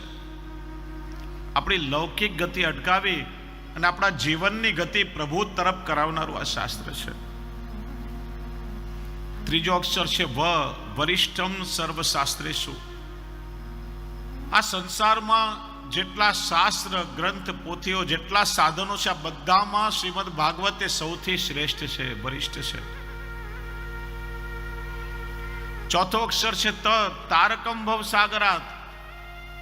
જીવાત્માને ભવસાગરથી તારનારું આ શાસ્ત્ર છે. આપણે જીવનની એવી નૌકામાં બેઠા છીએ કે જેની પતવાર, જેના હલેસા સ્વયં પ્રભુએ પોતે સંભાળ્યા છે. પછી એ જીવન નૌકાના યાત્રીઓને શું ચિંતા હોય? એટલા માટે કહે છે કે શ્રીમદ ભાગવત વાંગમય સ્વરૂપ છે. વાંગમય એટલે શું? તો કે વાણી અને શબ્દથી પ્રગટ થતું પ્રભુનું સ્વરૂપ. જો વૈષ્ણવ, આપણે ત્યાં કેવા પ્રકારના સ્વરૂપની સેવા થાય. આજકાલ તો વૈષ્ણવ ઘણીવાર બજારમાંથી પેલો ફોટોગ્રાફ લઈ આવે, કોઈ પોર્ટ્રેટ લઈ આવે, ગમે તેવી મૂર્તિઓ બજારમાંથી લઈ આવે, પછી કે જે જેને પુષ્ટાવી દો. એમ ગમે તેવા મૂર્તિની પ્રતિષ્ઠા ન થાય. મર્યાદા માર્ગમાં કે પુષ્ટિ માર્ગમાં શાસ્ત્ર સંમત જે પ્રકારો એ થાય. તો કેવી પ્રતિમાની સેવા થાય? કોઈ શૈલી, દારૂમયી, લૌહી, લેખ્યા, લેપ્યા ચ સૈકતી, મનોમયી, મણિમયી પ્રતિમા, અષ્ટવિધા સ્મૃતા. શૈલી એટલે પથ્થરમાંથી નિર્મિત થયેલી પ્રતિમા, પાષાણમયી જેને કહીએ. જેમ શ્રીજી બાવાનું સ્વરૂપ, મથુરાધીશજી, શ્રી દ્વારકાધીશજી, તિરુપતિ બાલાજી, અનંત શૈણમ, શ્રીરંગ, આ બધા જ ભગવત સ્વરૂપો સ્વયં પ્રગટ થયેલા છે. જેમ શ્રીજી બાવા શ્રી ગિરિરાજજીની કંદરામાંથી પ્રગટ થયા, તો એમ શિલ્પ શાસ્ત્ર પ્રમાણે પાષાણમાંથી નિર્મિત થયેલી પ્રતિમા હોય એની સેવા થઈ શકે. દારૂમયી, દારૂ એટલે લાકડું, કાષ્ટ, કાષ્ટમાંથી પ્રતિમા નિર્મિત થાય તો એની સેવા થાય. જેમ જગન્નાથપુરીમાં જાઓ તો જગન્નાથરાયજીનું સ્વરૂપ છે, કાષ્ટમાંથી બનેલું છે. લૌહી એટલે ધાતુમયી, પંચ ધાતુ કે અષ્ટ ધાતુનું યોગ્ય શાસ્ત્ર પ્રમાણે મિશ્રણ થાય અને જે પ્રતિમા બને એની સેવા થઈ શકે. લેખ્યા, ધ્યાનથી સાંભળો, મશીનમાં પ્રિન્ટ થયેલી, પ્રિન્ટેડ નહીં, પણ તમે નાથક દ્વારા જાઓ ને ચિત્રકાર પીંછીથી જે ચિત્ર બનાવે એ હાથે લખેલું કે ચિત્રેલું જે સ્વરૂપ હોય એની સેવા થઈ શકે. લેપ્યા, આપણે ત્યાં કોઈ પ્રસંગ આવે તો માટી કે ગોબરથી લીપીને આપણે બનાવીએ તો એની ઉપાસના થઈ શકે. સૈકતી એટલે ભીની રજમાંથી કોઈ પ્રતિમા નિર્મિત થાય. મણિમયી, રત્નમાંથી નિર્મિત થયેલી પ્રતિમા. અને કોઈ ના મળે તો મનોમયી, જે સ્વરૂપમાં આસક્તિ હોય મનથી એનું ધ્યાન કરી સેવાની માનસી આપણે કરીએ.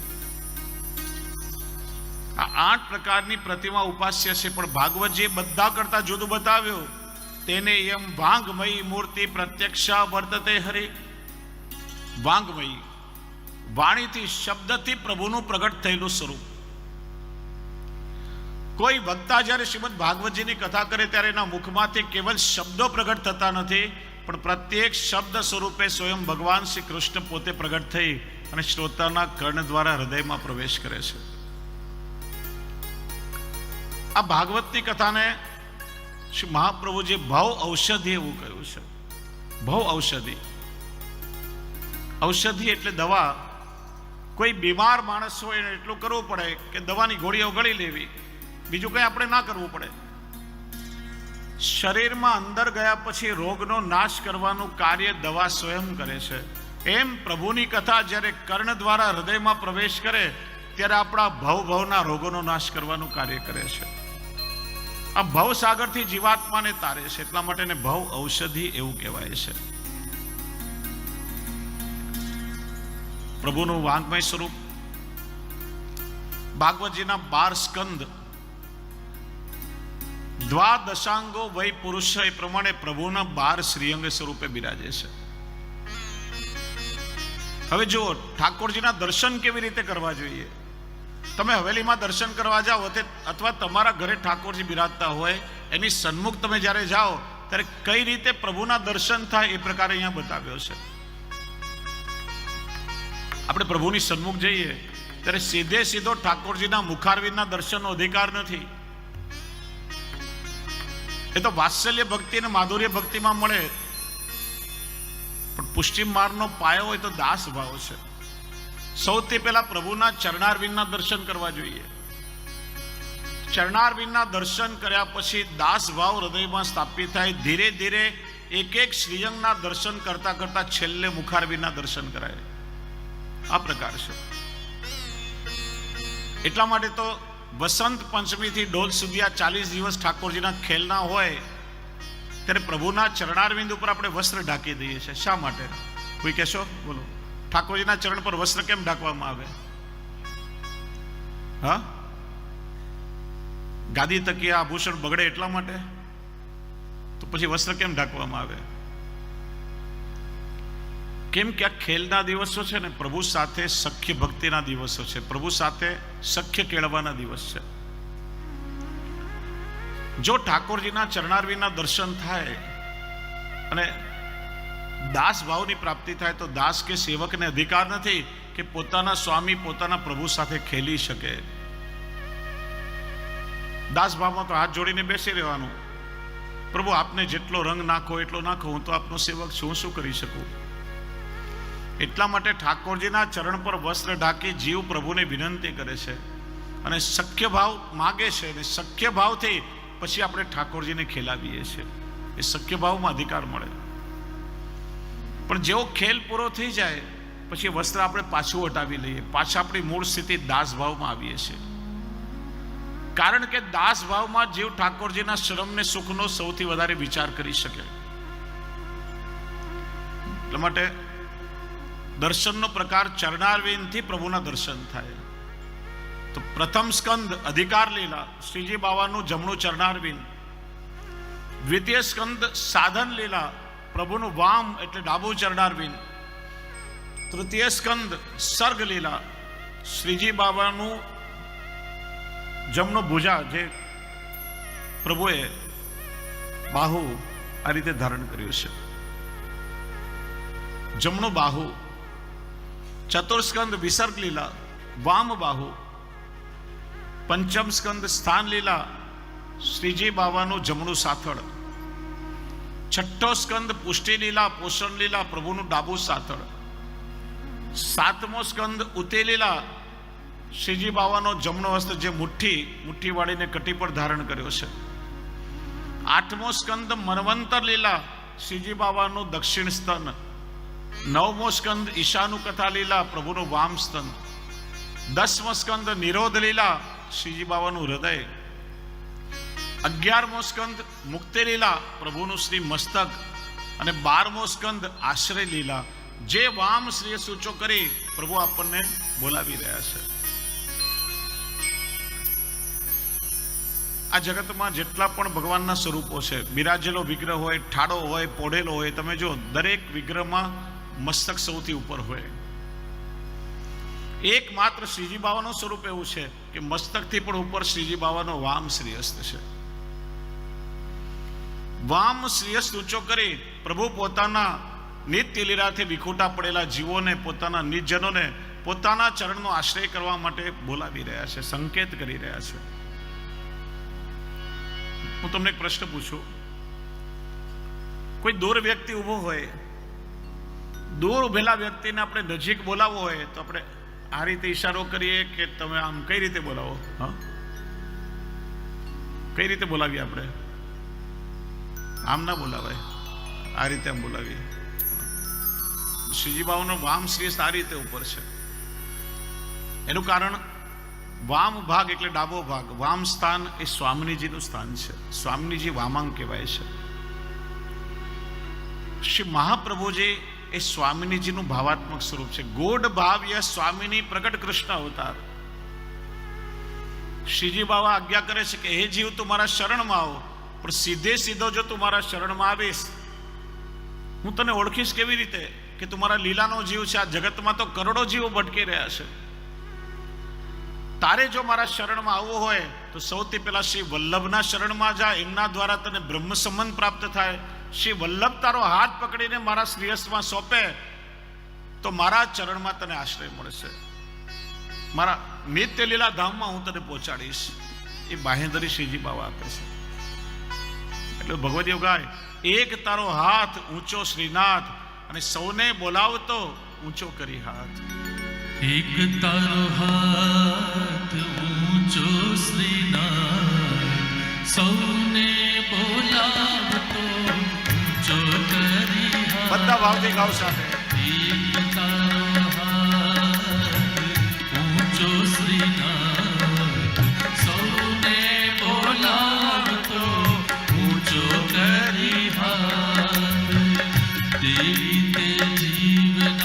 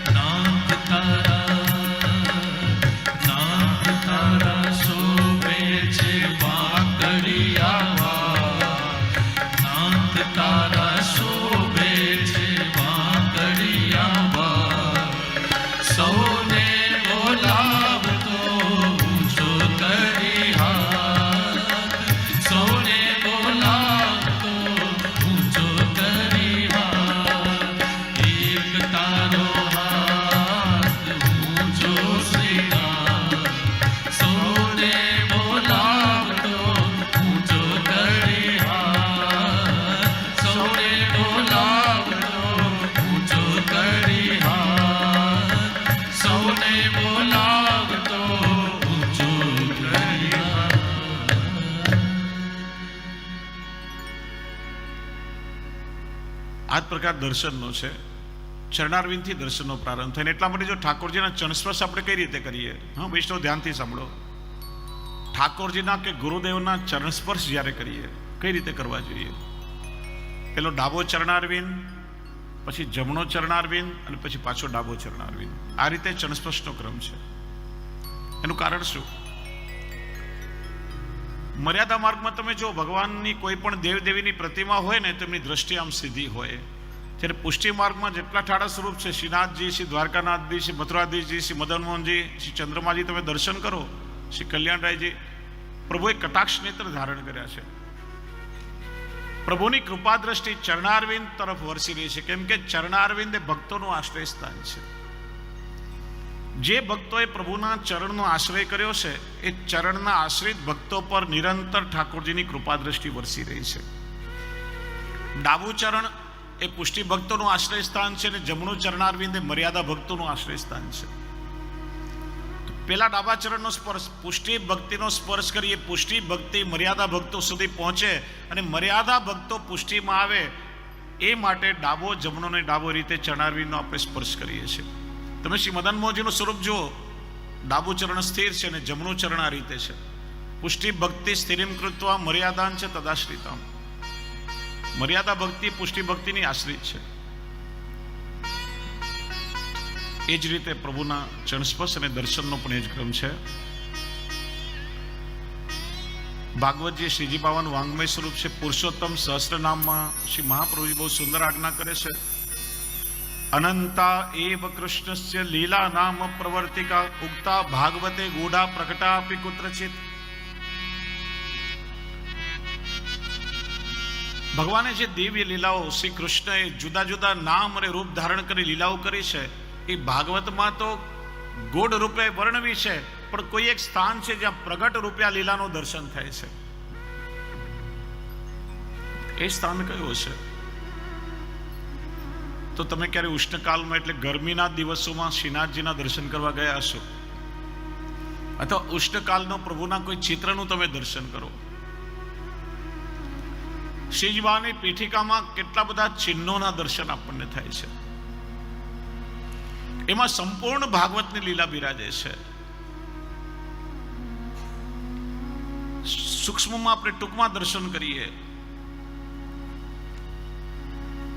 પ્રથમ સ્કંદની સંગતિ જોઈએ તો સુખદેવજીનું આગમન થયું છે. આ સુખદેવજી પ્રભુની નિત્ય લીલામાં લીલા સુખ છે, સ્વામીજીનો અત્યંત પ્રિય સુખ છે. નિત્ય સ્વામીજીની સાથે પ્રભુની લીલાની ચર્ચા કરે. અને પ્રભુ જો પોતાના પ્રિય હોઈને ચરણમાં આશ્રય આપે, પણ આ તો પ્રિયનો પ્રિય છે એટલે મસ્તક ઉપર સ્થાન આપ્યું. શ્રીજી બાબાના મસ્તક પર સુખનું ચિહ્ન છે.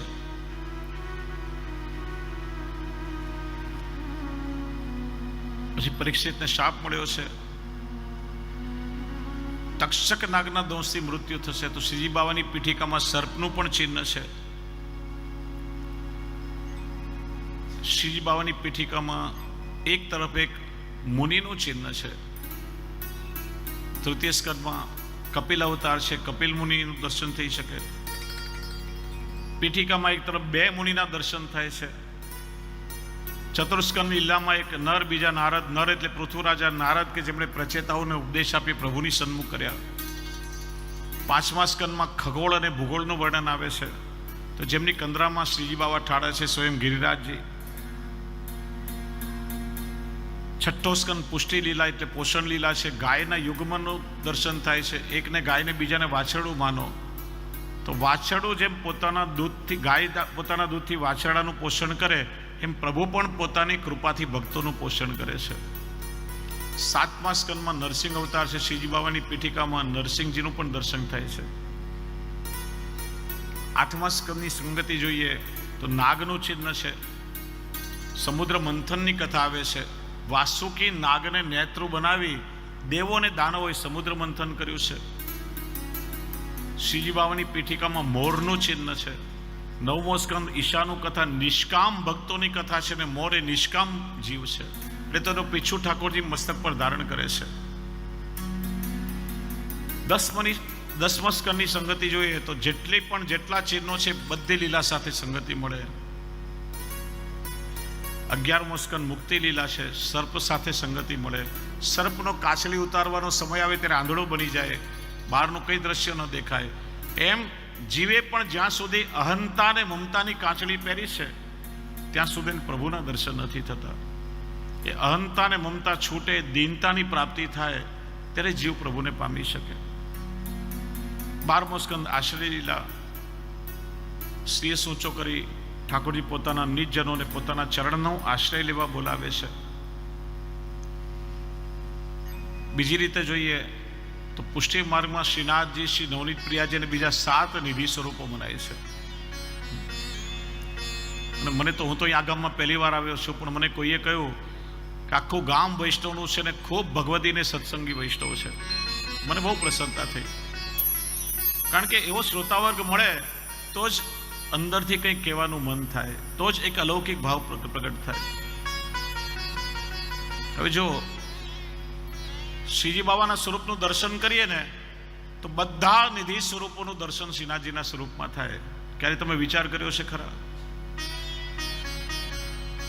ગોવર્ધનોદ્રણ શ્રીનાથજી પોતે છે જ, શ્રી નવનીત પ્રિયાજી અને છઠ્ઠા શ્રી બાલકૃષ્ણલાલજી આ બાલ લીલાનું સ્વરૂપ છે. તો શ્રીજી બાબા જે ચીબુક ધારણ કરે છે ને એમાં એનું દર્શન થાય. આ ચીબુકનો ભાવ શું કે નાનું બાળક હોય એના મોઢામાંથી લાળ દળતી હોય અને અહીં આવીને ભેગી થાય તો પેલા પ્રકાશમાં જગારા મારે. અને યશોદાજી અને નંદરાયજી જ્યારે વાત્સલ્ય ભાવથી પોતાના લાલનને ચુંબન કરે ત્યારે એમને અધર સુધાની પ્રાપ્તિ થાય. તો એ બાલ લીલાના ભાવથી ચીબુક ધારણ કરે છે. એમાં શ્રી નવનીત પ્રિયાજી અને શ્રી બાલકૃષ્ણલાલજી બિરાજે. પ્રથમ નિધિ શ્રી મથુરાધીશજી ક્યાં બિરાજે છે કહેશો કોઈ? કોટામાં. બરાબર. તો શ્રી મથુરાધીશજીની પીઠિકા કેવી છે? ગોળ. તો શ્રીનાથજી બાવાની ભીતરની કંદરાની પીઠિકા ગોળ છે. બીજા નિધિ કયા? હા, જોરથી બોલો તો સંભળાય, ડિસ્ટન્સ વધારે છે. બીજા નિધિ શ્રી વિઠ્ઠલનાથજી ક્યાં બિરાજે છે? નાથદ્વારામાં. પ્રીતમપોલમાં તમે દર્શન કરવા જાઓ ને વિઠ્ઠલનાથજીના મંદિરમાં, બંને શ્રેયસ કટી પર ધારણ કર્યા છે. તો શ્રીજી બાવાનો જમણો શ્રેયસ કટી પર છે. ત્રીજા નિધિ શ્રી દ્વારકાધીશજી કાંકરોલી બિરાજે છે. એમની પીઠિકા ચોરસ છે. તો શ્રીજી બાવાની બહારની પીઠિકા ચોરસ છે. પાંચમા નિધિ શ્રી ગોકુલચંદ્રમાજી કામવનમાં બિરાજે છે. શ્રીનાથજી બાવાનું મુખ ચંદ્ર. સાતમા નિધિ છે શ્રી મદન મોહનજી. શ્રીજી બાબા જ્યારે કુંડલ ધારણ કરે ત્યારે બંને તરફ સ્વામીજી ને વચ્ચે મદન મોહનજીનું દર્શન થાય. એમ શ્રી વલ્લભનો સમગ્ર પરિવાર પણ શ્રીજી બાબાના સ્વરૂપમાં બિરાજે છે. એટલા માટે સંપૂર્ણ ભાગવતની લીલા એ શ્રીનાથજી બાબાના શ્રીઅંગમાં બિરાજે. એટલા માટે ભાગવત એ શ્રીનાથજીનું વાંગમય સ્વરૂપ કહેવાય છે. હવે આપણે મહાત્મ્યમાં પ્રવેશ કરીએ. કોઈ પણ વસ્તુના રહસ્યને સમજવા માટે, એને જાણવા માટે, એને ઓળખવા માટે એનું મહાત્મ્ય જ્ઞાન થવું બહુ જરૂરી છે. મહાત્મ્ય જ્ઞાન થાય ત્યારે જ આપણે એનું સ્વરૂપ જ્ઞાન કરી શકીએ.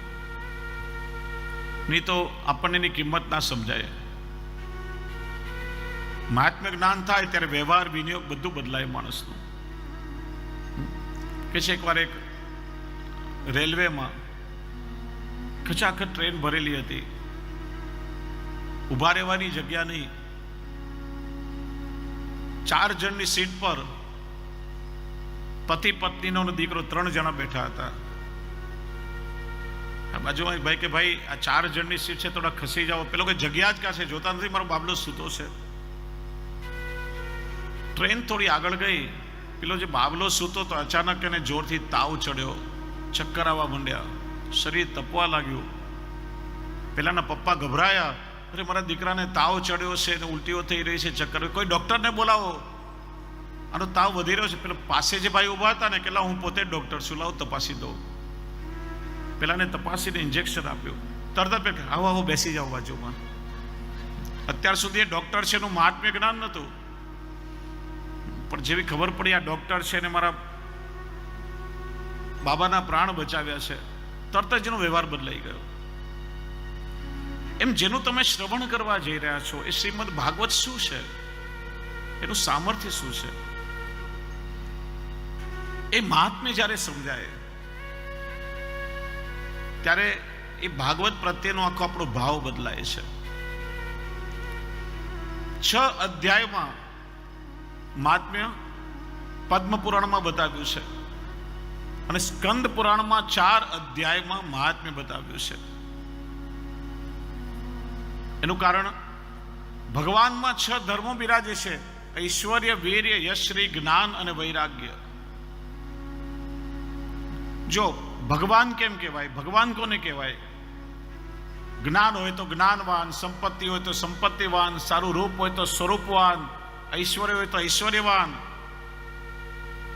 એમ ઐશ્વર્ય, વીર્ય, યશ્રી, જ્ઞાન, વૈરાગ્ય 6 ધર્મોનો સમૂહ એટલે ભગ, અને ભગને જે ધારણ કરે તે ભગવાન.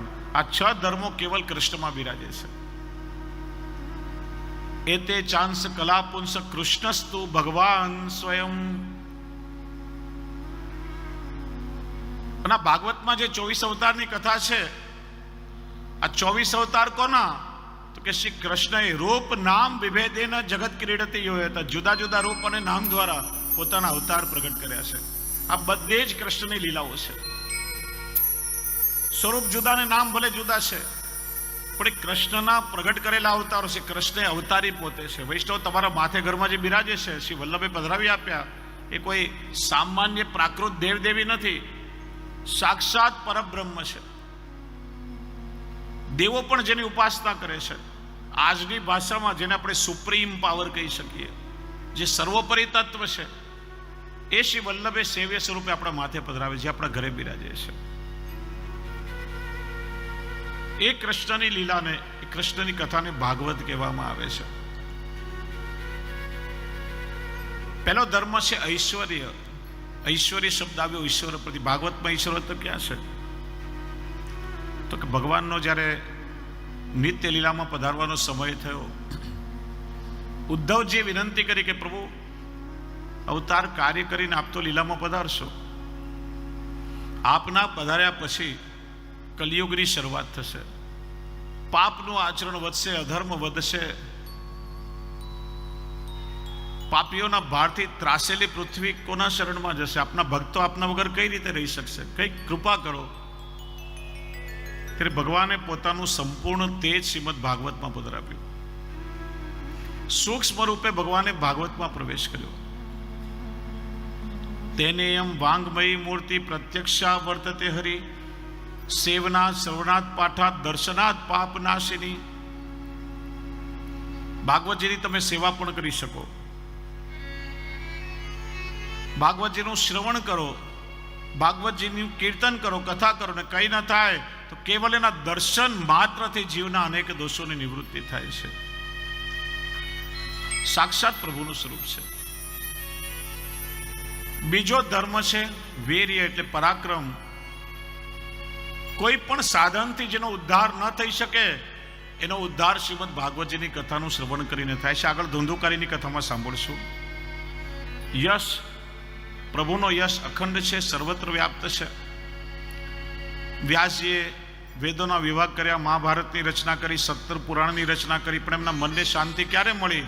કે જ્યારે ભાગવતની રચના થઈને પ્રભુના યશ ગાયા. શ્રી એટલે સુંદરતા ને લક્ષ્મી.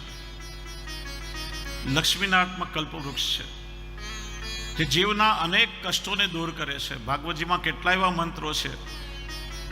જ્ઞાન, જગત આખાનું તત્વજ્ઞાન વ્યાસજીએ ભાગવતમાં પધરાવ્યું છે.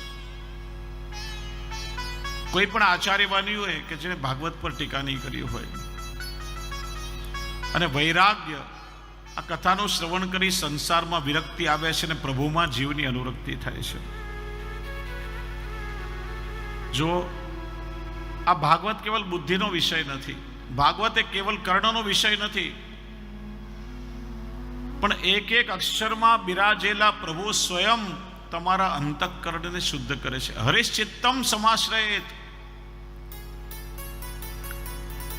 આ કથાના માધ્યમથી સ્વયં પ્રભુ ભક્તના હૃદયમાં બિરાજે છે. એટલે કથા શ્રવણ કરતા પહેલા 10 પદ તમને યાદ રાખવાનું પૂછા. ભાગવત આપણને 10 રત્નો આપે છે. યાદ રાખશો, ઘણું સમજાશે. સૌથી પહેલું છે પરિવાર. શ્રીમદ ભાગવતમાં સંસારી કે વૈરાગ્યોથી વધારે, સાધુઓથી વધારે સંસારીઓની કથા છે, પરિવારની કથા છે. સૂર્યવંશ, ચંદ્રવંશ, ઇક્ષ્વાકુ વંશ આદિ. મહાભારત જો, રામાયણ જો, તમે સૂર્યાસ્ત સમય યુદ્ધનો વિરામ થાય ત્યારે પરિવારના બધા લોકો ભેગા થતા. આપણને ભાગવત પરિવારમાં જીવતા શીખડાવે છે. મિત્રો, આજે આપણો પરિવાર તૂટી રહ્યો છે. જૂના સમયમાં સંયુક્ત પરિવારની ભાવના હતી. પરિવારની વ્યાખ્યા શું હતી?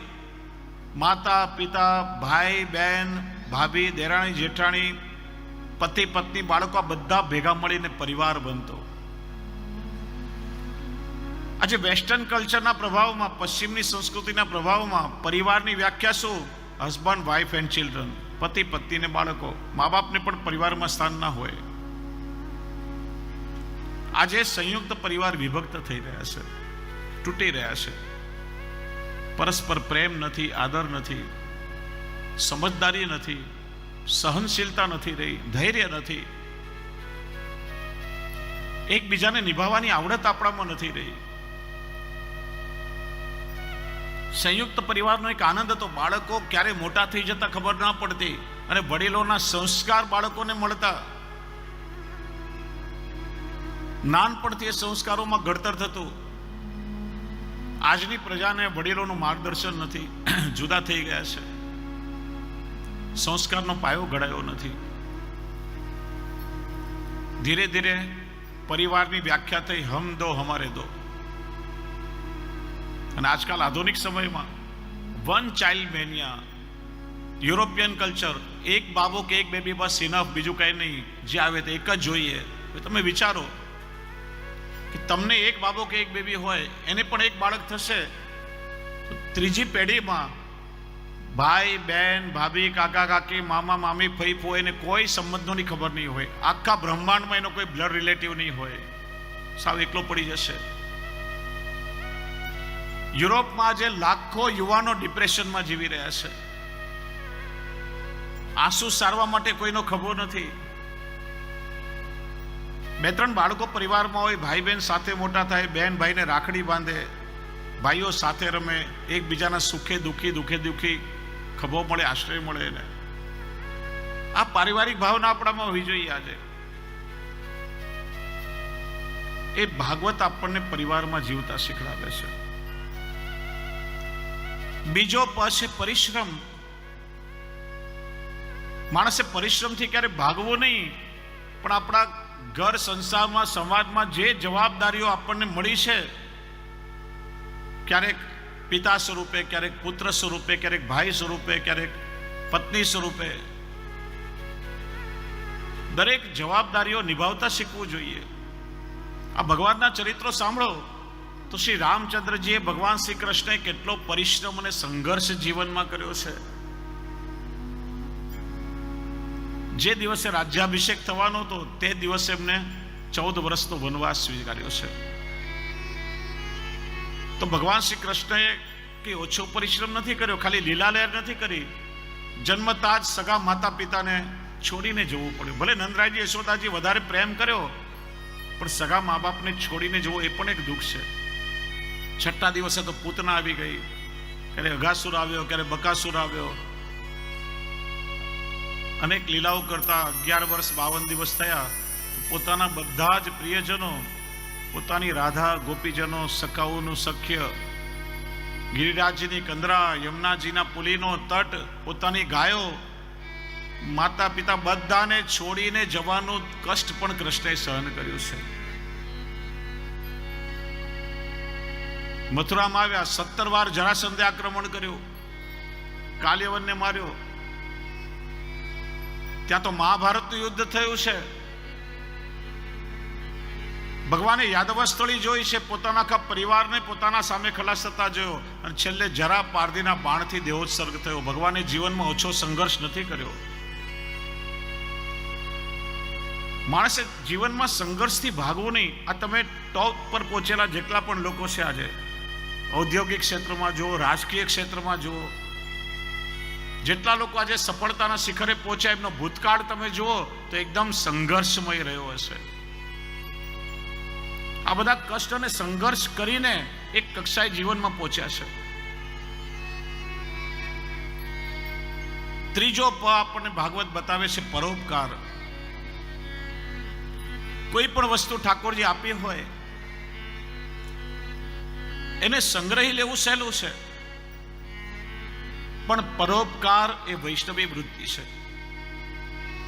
દરેક વૈષ્ણવની સાથે પરોપકાર શબ્દ જોડાયેલો રહેવો જોઈએ.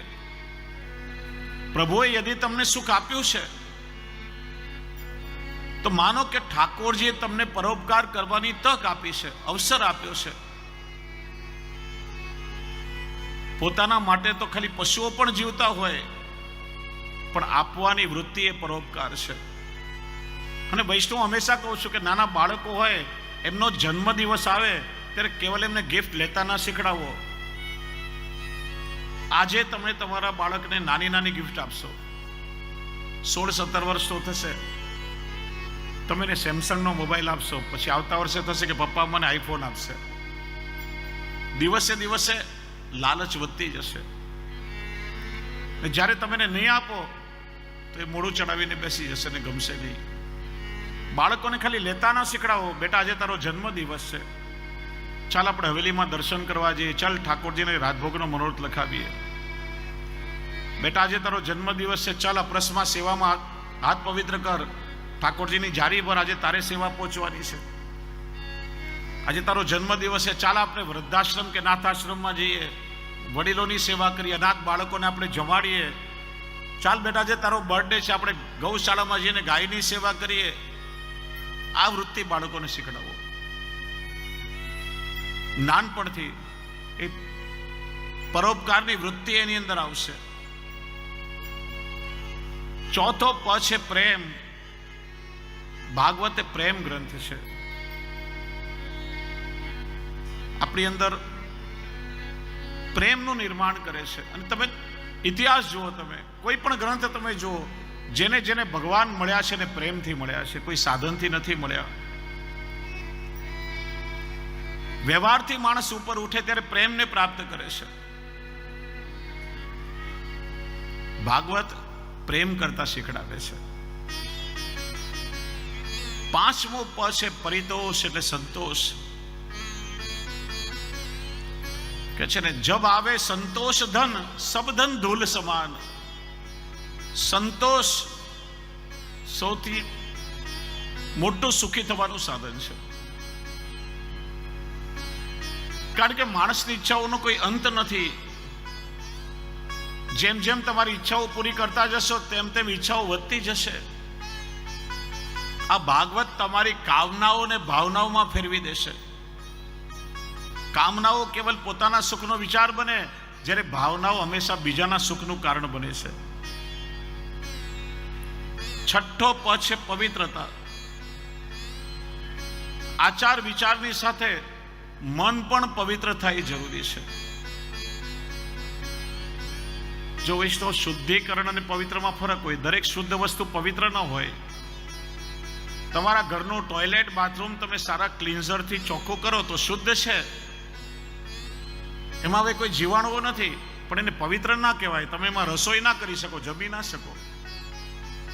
જ્યારે ઘરનું રસોડું છે કે ઠાકોરજીના બિરાજવાનું મંદિર છે, ભલે થોડો કચરો પડ્યો હોય પણ એ પવિત્ર છે, જ્યાં પ્રભુ બિરાજે છે.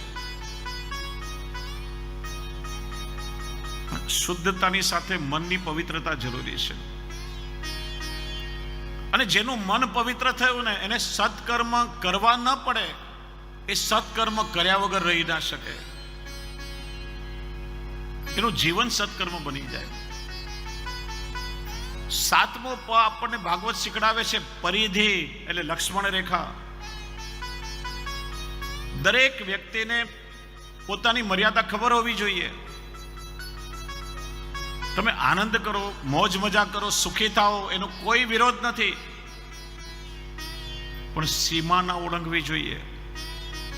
કારણ કે એ સીમાઓને, મર્યાદાને આપણે ઓળંગીએ પછી એ દુઃખનું કારણ બની જતું હોય છે. કુલની મર્યાદા, સમાજની મર્યાદા, પરિવારની મર્યાદા, ધર્મની મર્યાદા, આ દરેક મર્યાદાને સમજવી જોઈએ. સીતાજીએ લક્ષ્મણ રેખાનું ઉલ્લંઘન કર્યું, પછી જ બધી આફતો આવી છે, જીવનમાં દુઃખ આવ્યું છે. વિચારવાનું, મારું કુળ કયું છે? હું વૈષ્ણવ છું, મારા ધર્મને લાંછન લાગે, મારા કુળને લાંછન લાગે એવું કાર્ય હું ક્યારેય નહીં કરું. આ મર્યાદા એ બંધન નથી, પણ મર્યાદા એ બંધનમાંથી મુક્તિ છે. આઠમો પ છે પુણ્ય સંચય. માણસ હંમેશા પુણ્ય કરતા રહેવું જોઈએ. સાધનો સાથે નહીં આવે, પણ આલોક છોડીને જશો ત્યારે પરલોકમાં પુણ્ય તમારી સાથે આવશે. જો વૈષ્ણવ, એક બહુ મજાની વાત કહું તમને. કે રૂપિયા કે સાધનો ભેગા કરવા માટે આપણે પાપ પુણ્યનો વિચાર કરતા નથી. ચોરી કરી, ચકારી કરી, કોઈની હત્યા કરી, કોઈની આતરડી કકડાવી, કોઈને દુખી કરીને ખોટા માર્ગે ભેગું કર્યું. પણ જે સાચા ખોટા કરીને તમે સાધનો ભેગા કર્યા એ બધું છોડીને જવું પડે છે. પણ એના માટે કરેલા કર્મો એ તમારી સાથે આવે છે અને જન્મ જન્માંતર ભોગવવા પડે છે. આટલું સમજાય તો માણસનું જીવન બદલાઈ જાય. જે બધું ભેગું કરવા માટે તમે કર્મ કરો છો એ બધું છોડીને જવું પડે છે. બાળકો પર ઘણીવાર આપણે ખોટો ભાર મૂકતા હોઈએ. બેટા ચિંતા ના કરો, 7 પેઢી ખાવ એટલું તારા માટે મૂકતો જાઉં છું. આપણે મૂકીને જતા નથી, મૂકીને જવું પડે છે. કોઈ વ્યવસ્થા નથી કે તમે સાથે લઈ જઈ શકો. ચરણદાસભાઈ, માની લો કે ઉપર SBI કે RBI કે સૌરાષ્ટ્ર બેંકની એક શાખા ખુલી ગઈ, તો કોઈ મૂકીને જવાના છો ખરા? મૂકીને જવું પડે છે. પણ એના માટે કરેલા કર્મો એ આપણી સાથે આવે છે. એટલા માટે વૈષ્ણવોએ હંમેશા પુણ્યનો સંચય કરતા રહેવું, સત્કર્મ કરવું. 9મો પ છે પરંપરાનો નિર્વાહ. 2 પરંપરાઓ છે, કુલ પરંપરા અને વૈષ્ણવી પરંપરા. ભાગ્યશાળી છો કે વૈષ્ણવ કુળમાં તમને અવતાર મળ્યો છે. અને 10મો પ છે પ્રભુની સેવા. જીવનમાં તમને બધું મળ્યું, પણ જો તમે તમારા પ્રભુને ઠાકોરજીને ભૂલી ગયા તો બધું એકડા વગરના મીંડા જેવું છે. જેણે તમને રહેવા માટે ઘર આપ્યું એને શું એક 2x2 ના કબાટમાં ના પધરાવી શકો? જે સવાર સાંજ તમારું પેટ ભરે છે એને શું એક 2 ટોક મિશ્રીના ન રોગાવી શકો? દુર્ભાગ્ય છે કે જેના ઘરમાં ઠાકોરજીની સેવા નથી બિરાજતી. આજે 85% વૈષ્ણવો કે જેમના ઘરમાં સેવા બિરાજે છે ને એને એક જ ચિંતા છે કે મારા પછી મારા ઠાકોરજીનું શું થશે. સાચી વાત કે ખોટી? પાછા ગુરુ ઘરે તો નહીં પધરાવી દેવા પડે ગ્વાલ મંડલીમાં. બાળકોને આજે ગાડી જોઈએ, બંગલા, રૂપિયા, પૈસા, દાગીના, બેંક બેલેન્સ, વારસામાં બધું જોઈએ, પણ ઠાકોરજીની સેવા પધરાવવા તૈયાર થતા નથી. આ ભાગવતનું શ્રવણ કરી એ ભાવ પ્રગટ થશે. વૈષ્ણવ તમારા વડીલોને તમે કહો, બા બાપુજી તમે ચિંતા ના કરો, કદાચ અમે તમારા જેટલી સેવા નહીં કરી શકીએ, પણ અમે તમને વચન આપીએ છીએ, અમે ભાગવતની કથા સાંભળી છે, ઠાકોરજીને ઘરની બહાર ક્યારેય નહીં કાઢીએ. અમે અમારાથી બનશે એટલી સેવા અમે ચોક્કસ કરશું. આ બાંયધરી વડીલોને આપો, તે નિરાતે જીવી શકશે. જેના ઘરમાં પ્રભુ બિરાજે છે એ જીવ ભાગ્યશાળી છે. એટલા માટે શ્રીમદ ભાગવત એ આપણને વાસ્તવમાં જીવતા શીખડાવે છે. આ ભાગવત એવો ગ્રંથ છે કે જીવતા પણ શીખડાવે છે અને મરતા પણ શીખડાવે છે. જીવનને પણ મંગલ બનાવે છે અને મૃત્યુને પણ મહોત્સવ બનાવે છે. આજે ઘણીવાર આપણે જોઈએ સમાજમાં તો પોતાના વડીલોના ગયા પછી લોકો એની પાછળ ભાગવત બેસાડતા હોય છે. વાસ્તવમાં જીવતા માણસે ભાગવત સાંભળવું જોઈએ. પરીક્ષિતે મર્યા પછી નથી સાંભળ્યું. સુખદેવજીના મુખથી જીવતા ભાગવત સાંભળી અને મુક્તિ મેળવી છે. એમ જીવતા જે ભાગવતને સાંભળે ને એના મર્યા પછી બાળકોએ બેસાડવાની જરૂર ના પડે, એનો ઉદ્ધાર થઈ જ ગયો હોય. એવું શ્રીમદ ભાગવત છે. પ્રથમ મંગલાચરણ કર્યું છે. કોઈ વ્યાસજીને પૂછ્યું હશે, વારે ઘડીએ તમે કહો છો સ્વામી તરીકે પ્રભુને તમે વરો, પ્રભુનો આશ્રય કર્યો, ભગવાનને તમે ભજો. એ ભગવાન કેવા છે, એનું રૂપ કેવું છે, એ કરે છે શું, એમનો સ્વભાવ કેવો છે, ને ભગવાન કયા, કોની વાત તમે કરો છો? કોઈ વ્યક્તિનો પરિચય કઈ રીતે થાય કે એનું રૂપ કેવું છે, એનામાં કેવા ગુણો રહેલા છે, એ શું કરે છે, આ બધી વસ્તુથી પરિચય થાય. પ્રથમ મંગલાચરણમાં વ્યાસજીએ ભગવાનનો પરિચય કરાવ્યો છે. સચ્ચિદાનંદ રૂપાય વિશ્વોત્પત્યાદિ હેતવે તાપત્રય વિનાશાય શ્રી કૃષ્ણાય વયમ નમઃ. આ શ્લોકમાં ભગવાનની આકૃતિ, કૃતિ, પ્રકૃતિ આ ત્રણેયનું દર્શન કરાવ્યું અને પરિચય કરાવ્યો. ભગવાન કેવા છે? સચ્ચિદાનંદ રૂપાય. ભગવાનનો સદંશ એટલે આ દ્રશ્યમાન જગત, ભગવાનનો ચેદંશ એટલે આપણે બધા જીવ, અને આનંદંશ એટલે આપણી અંદર રહેલો આત્મા. ભગવાનના સદંશમાંથી આ જગતનું નિર્માણ થયું છે. એટલે તો શંકરાચાર્યજીના માયાવાદનું શ્રી મહાપ્રભુજી શુદ્ધાદ્વૈત બ્રહ્મવાદથી ખંડન કર્યું છે. માયાવાદ કહે છે બ્રહ્મ સત્ય, જગત મિથ્યા. શ્રી મહાપ્રભુજી કહે છે બ્રહ્મ સત્ય છે, જગત સત્ય છે, પણ સંસાર અહંતા મમતાથી ભરેલો છે, એટલા માટે સંસાર મિથ્યા છે. આ જગત એ બ્રહ્મનું સર્જન છે, બ્રહ્મનું આધિભૌતિક સ્વરૂપ છે. બ્રહ્મ સત્ય છે તો નું સર્જન મિથ્યા કેવી રીતે હોઈ શકે? ભગવાન અવતાર પણ તો આ જગતમાં લે છે. એટલા માટે આ જગતની કોઈ પણ વસ્તુઓનો આપણે નાશ ના કરી શકીએ. નાશ સંભવ જ નથી. વિજ્ઞાન કે છે પદાર્થનું શક્તિમાં, શક્તિનું પદાર્થમાં રૂપાંતર થાય, પણ કોઈ પણ વસ્તુનો નાશ સંભવ નથી. દાખલા તરીકે લાકડાને સળગાવો તો કોલસો બને, કોલસામાંથી રાખ બને, એમાંથી એનર્જી ક્રિએટ થાય, પણ એનો નાશ ન થાય. કેમ કે આ જગતનું સર્જન ભગવાને કર્યું છે. જગત બ્રહ્મનો સદંશ છે. તમે એમ કહો, તમે કહો છો આ જગત સત્ય છે, તો સત્ય કોને કહેવાય? ભૂતકાળમાં પણ હતું, વર્તમાનમાં પણ છે, ને ભવિષ્યમાં પણ રહેશે. ત્રણેય કાળમાં જેનું અસ્તિત્વ હોય તો સત્ય કહેવાય. આપણે બધા જાણીએ પહેલા જગત નહીં હતું, પ્રભુએ પોતાની લીલા માટે સર્જન કર્યું, અને પ્રલય થશે ત્યારે પણ એ નહીં રહે. પછી મહાપ્રભુજી સમજાવે છે આ જગત પેલા પ્રભુની અંદર હતું, નતું એમ ન કહી શકો. જેમ કરોળિયો પોતાના મુખમાંથી ઝાડુ કાઢે પાછું અંદર સમાવી લે, એમ ભગવાને પોતાના અંદરથી પોતાની લીલા માટે આ જગતને પ્રગટ કર્યું. અને લીલાના અંતે પ્રલય સમય પાછું પોતાની અંદર સમાવી લે છે. એટલે નતું એમ ન કહી શકાય. ત્રણેય કાળમાં એનું અસ્તિત્વ છે. કાર્ય કારણ ભાવથી શ્રી મહાપ્રભુજી સમજાવે છે. કાચું સોનું હોય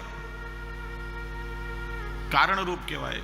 તમે એમાંથી હાર બનાવો, સોનાની બંગડી બનાવો, સોનાની વીંટી બનાવો, કાર્યરૂપમાં આવી ગયું. પાછું તમે એને પીગળાવો, પાછું એ સોનું બની જાય, મૂળ સ્વરૂપમાં આવી જાય. જેમ કુંભાર માટીમાંથી ઘડો બનાવે, શ્રી મહાપ્રભુજી કહે છે કુંભાર પણ ભગવાન પોતે, માટી પણ ભગવાન અને ઘડો પણ ભગવાન. પોતાના માંથી પ્રભુએ આ જગતનું સર્જન કર્યું છે. એટલા માટે સત્ય છે. સંસાર અહંતા મમતાત્મક છે. અહંતા એટલે હું અને મમતા એટલે મારું. આ હું અને મારું આ બે વસ્તુ આપણને ઠાકોરજી સુધી નથી પહોંચવા દેતી. બાદક છે આપણે બ્રહ્મ સંબંધ લઈએ ત્યારે અષ્ટાક્ષર અને પંચાક્ષર મંત્ર દ્વારા અહંતા મમતાનું સમર્પણ કરી છે. હું કોણ? દાસોહમ. પ્રભુ આપનો દાસ છું. અને મારું શું છે? પ્રભુ આપ જ મારા આત્માના સંબંધી છો. એ અહંતા મમતાનું સમર્પણ થાય છે. આ હું એ બહુ મોટો ભવરોગ છે. અંગ્રેજીમાં કહેવાય આઈ ઇઝ ઓલવેઝ કેપિટલ. આઈને આડો કરી દો તો એચ એટલે કે બ્રિજ જેવી આકૃતિ થાય, પ્રભુ સુધી પહોંચવાનો સેતુ બની જાય. જેનું જેનું પતન થયું છે એ અહંકારથી થયું છે. રાવણ કઈ સામાન્ય વ્યક્તિ નથી, બહુ પરમ જ્ઞાની, બહુ મોટો વૈજ્ઞાનિક હતો. 5 તત્વોને પોતાના વશમાં કર્યા છે, પણ એનો એક જ માત્ર દુર્ગુણ અહંકાર. એકો હમ દ્વિતીયો નસ્તી ન ભૂતો ન ભવિષ્યતિ. મારા જેવું સમર્થ કોઈ હતું નહીં, કોઈ છે નહીં અને કોઈ થશે નહીં. અને અહંકારથી જેનો સર્વનાશ થયો છે. ઇન્દ્રને સત્તાનું અભિમાન થયું ત્યારે ભગવાને ગોવર્ધન ધારણ કરીને ઇન્દ્રનું માન ભંગ કર્યું છે. ઠાકોરજીને અહંકાર ક્યારે ગમતો નથી. જ્યારે જ્યારે કોઈને આવે ત્યારે ઠાકોરજીને તોડ્યા વગર રહેતા નથી. વૈષ્ણવ તો દીનતાની મૂર્તિ હોય, અહંકાર ના શોભે. હું અને બીજું મારું, પતિ મારો, પત્ની મારી, સંતાન મારા, ઘર મારું, ગાડી મારી, બંગલો મારો, પણ આ મારાનો તારો સંબંધ ક્યાં સુધી? કે જ્યાં સુધી શરીરમાં પ્રાણ છે ત્યાં સુધી. માનો અંતરમાંથી અંતર્યામી આપણને છોડીને પધારી ગયા, તો જેને આપણે મારા મારા કરીએ છીએ ને, પતિ પત્ની, સંતાનો, મિત્ર, પરિવાર, કુટુંબ, બહુ બહુ તો સ્મશાન સુધી સાથે આવશે. શરીરમાંથી પ્રાણ નીકળી ગયા પછી 2 કલાક પણ તમારા શરીરને કોઈ ઘરમાં રાખવા તૈયાર નહીં થાય. બધા કે સેવાને જલ્દી કાઢો, નહીં તો શરીરમાંથી દુર્ગંધ આવશે.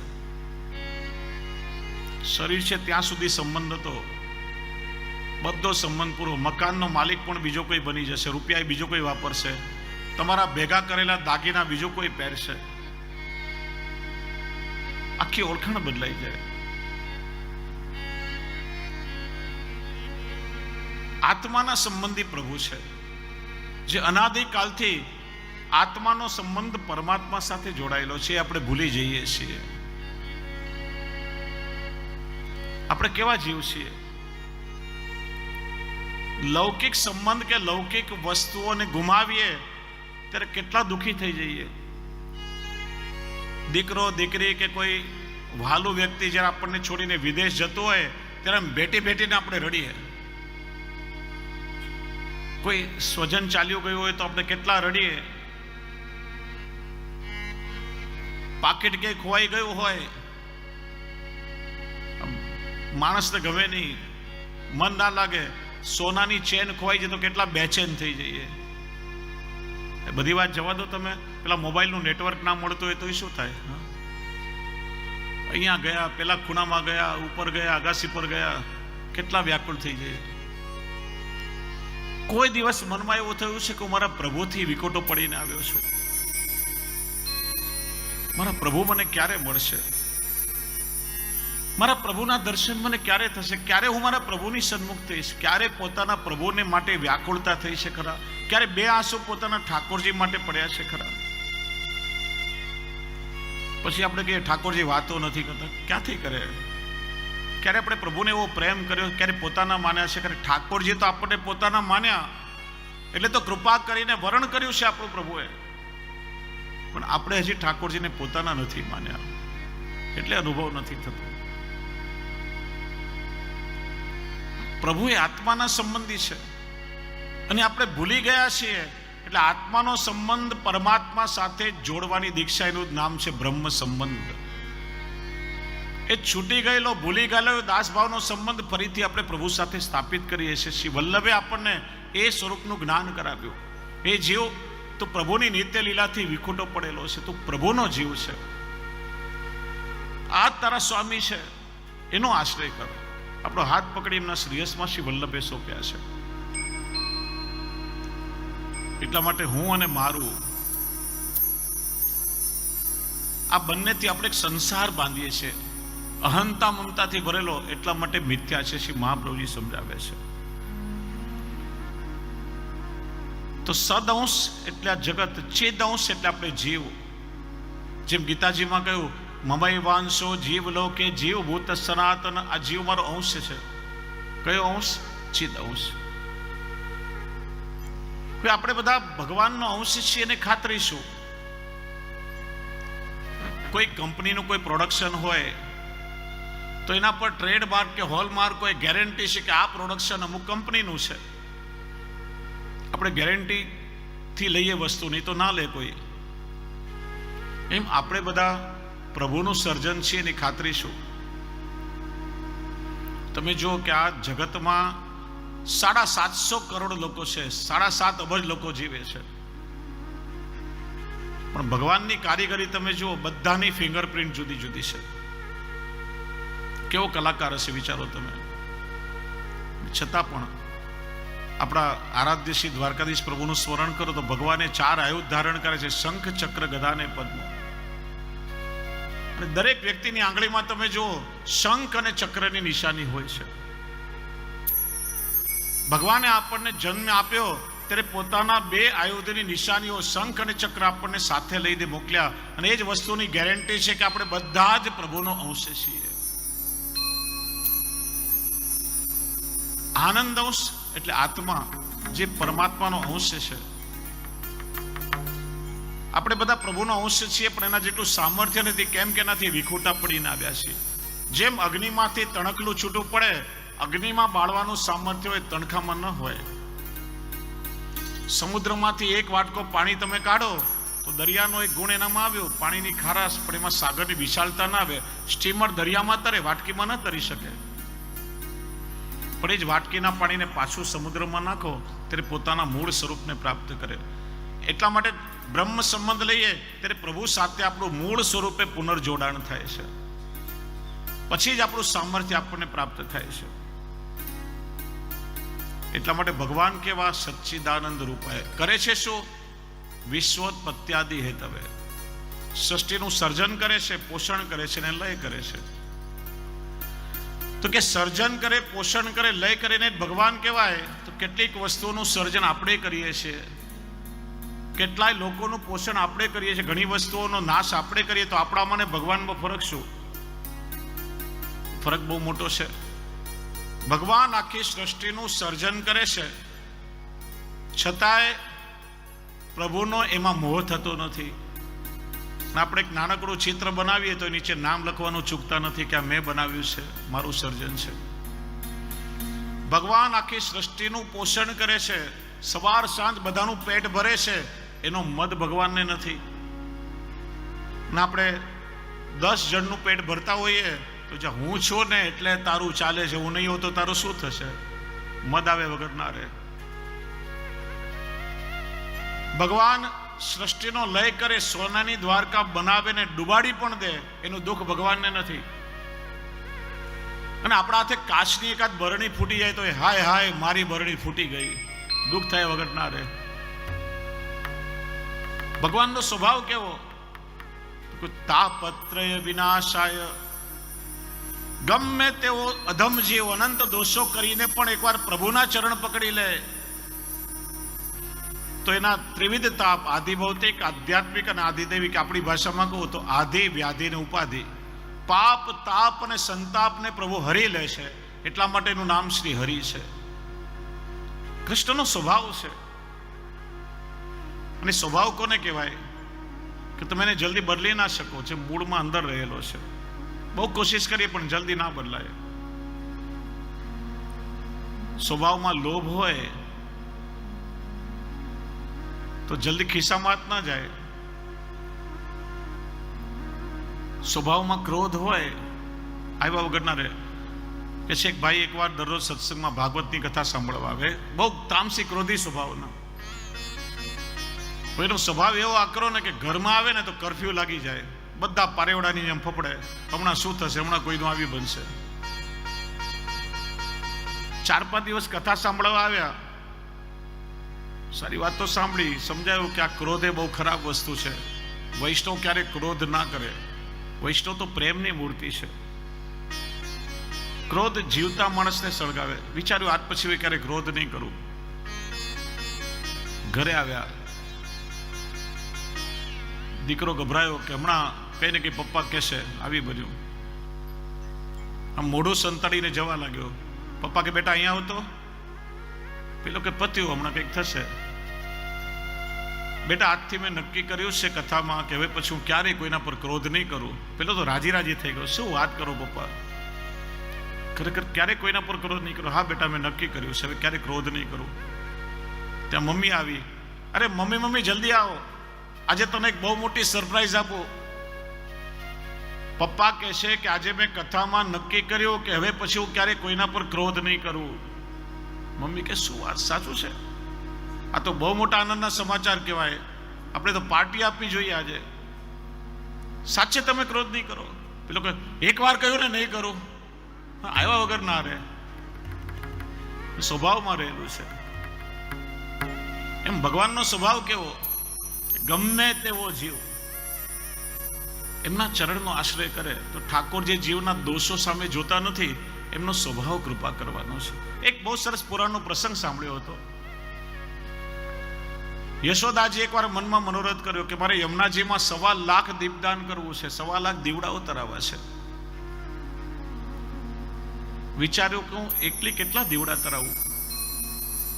બધી પોતાની સખીઓને ગોપીઓને બોલાવી, ચાલો આજે મારો મનોરથ છે, આપણે બધા સાથે મળીને યમુનાજીમાં દીપદાન કરીએ. પણ જોજો આ વાતની ખબર કાનુડાને ના પડે, કનૈયાને ખબર પડશે તો લાલો નટખટ છે, તોફાની છે, કઈ ને કઈ બાલ લીલા કરશે. કાનુડાને ખબર ન પડે રીતે માને બધી ગોપીઓ યમુનાજીના તટ પર આવી જલ પ્રવાહમાં દીવડા તરાવે છે, દીપદાન કરે છે. કનૈયાએ વિચાર્યું કે આજે મૈયા આપણાથી સંતાઈને કાક કરી રહી છે, આપણે ચાલો જઈને જોઈએ માં શું કરે છે. કોઈની નજર ના પડે એમ સંતાતો છુપાતો લપાતો કાનુડો આવ્યો. જે તરફ યમુનાજીનો જલ પ્રવાહ વહી રહ્યો છે, નીચાણવાળા ભાગમાં કેડ બોડ જલમાં જઈને ઉભો રહ્યો. જે દીવડાઓ તરતા તરતા સામે આવીને લઈને આમ કિનારે તારવવા લાગ્યો. ત્યાં ગોપીની નજર પડી, બોલી મૈયા જુઓ, કાનુડો તો અહીંયા પાણીમાં ઉભો છે, ઊંડો ઉતરતો જાય છે. વાત્સલ્યથી માએ કહ્યું, બેટા અહીંયા પાણી ઊંડું છે, બહાર નીકળ, અહીંયા ઉભો રહીને શું કરે છે? માં તમે જે દીવડાઓ તરાવો છો ને એને લઈને હું કિનારે તારવું છું. માએ કહ્યું, બેટા હું છું, આટલી બધી ગોપીઓ, તું કેટલાના દીવડાને કિનારે તારવીશ? બોલે બધા દીવડાઓની જવાબદારી મારી નથી, પણ જે તરતા તરતા મારી સન્મુખ આવશે એને તારવાની જવાબદારી મારી. તરતા તરતા જે સન્મુખ આવશે એને તારવાની જવાબદારી. એટલે આપણે ગાઈએ ને કીર્તનમાં, માલા પિરામણી પછી શું ગાઓ? શરણ આયે સોઈ તારે, જે જન શરણ આયે સોઈ તારે. जितनी रवि छाया की कणिका तितने दोष हमारे, तिहारे चरण प्रताप तेज ते तेव तत्क्षण टारे. આ સૂર્યના કિરણ જેટલા મારા દોષ છે, પણ પ્રભુ આપ કૃપાળુ છો, આપનો સ્વભાવ છે કે જે જીવ આપના શરણમાં આવ્યા એનો આપ ચોક્કસ ઉદ્ધાર કરો છો, એ જીવ તરી જાય. અને એ ભગવાન કયા? તો નામ છેલ્લે બતાવ્યું, શ્રી કૃષ્ણાય વયમ નમઃ. કેવલ કૃષ્ણ નહીં, શ્રી એટલે સ્વામીજી સહિત કૃષ્ણ, એ યુગલ સ્વરૂપના ચરણ કમલને હું વંદન કરું છું. એટલા માટે આપણે કહીએ ને, શ્રી કૃષ્ણ શરણમ મમ. પુષ્ટિ માર્ગમાં રાધા ને કૃષ્ણ જુદા છે જ નહીં. રાધામાં જ કૃષ્ણ ને કૃષ્ણમાં જ રાધા બિરાજે છે, ઉભય ભાવાત્મક. જેમ શ્રી મહાપ્રભુજી વસ્તુત કૃષ્ણ પણ છે અને ગોળ ભાવીય સ્વામીની પણ છે. એટલે શ્રી કૃષ્ણ શરણમ મમ, સ્વામીજી સહિત એવા શ્રી કૃષ્ણના ચરણ કમલને હું વંદન કરું છું.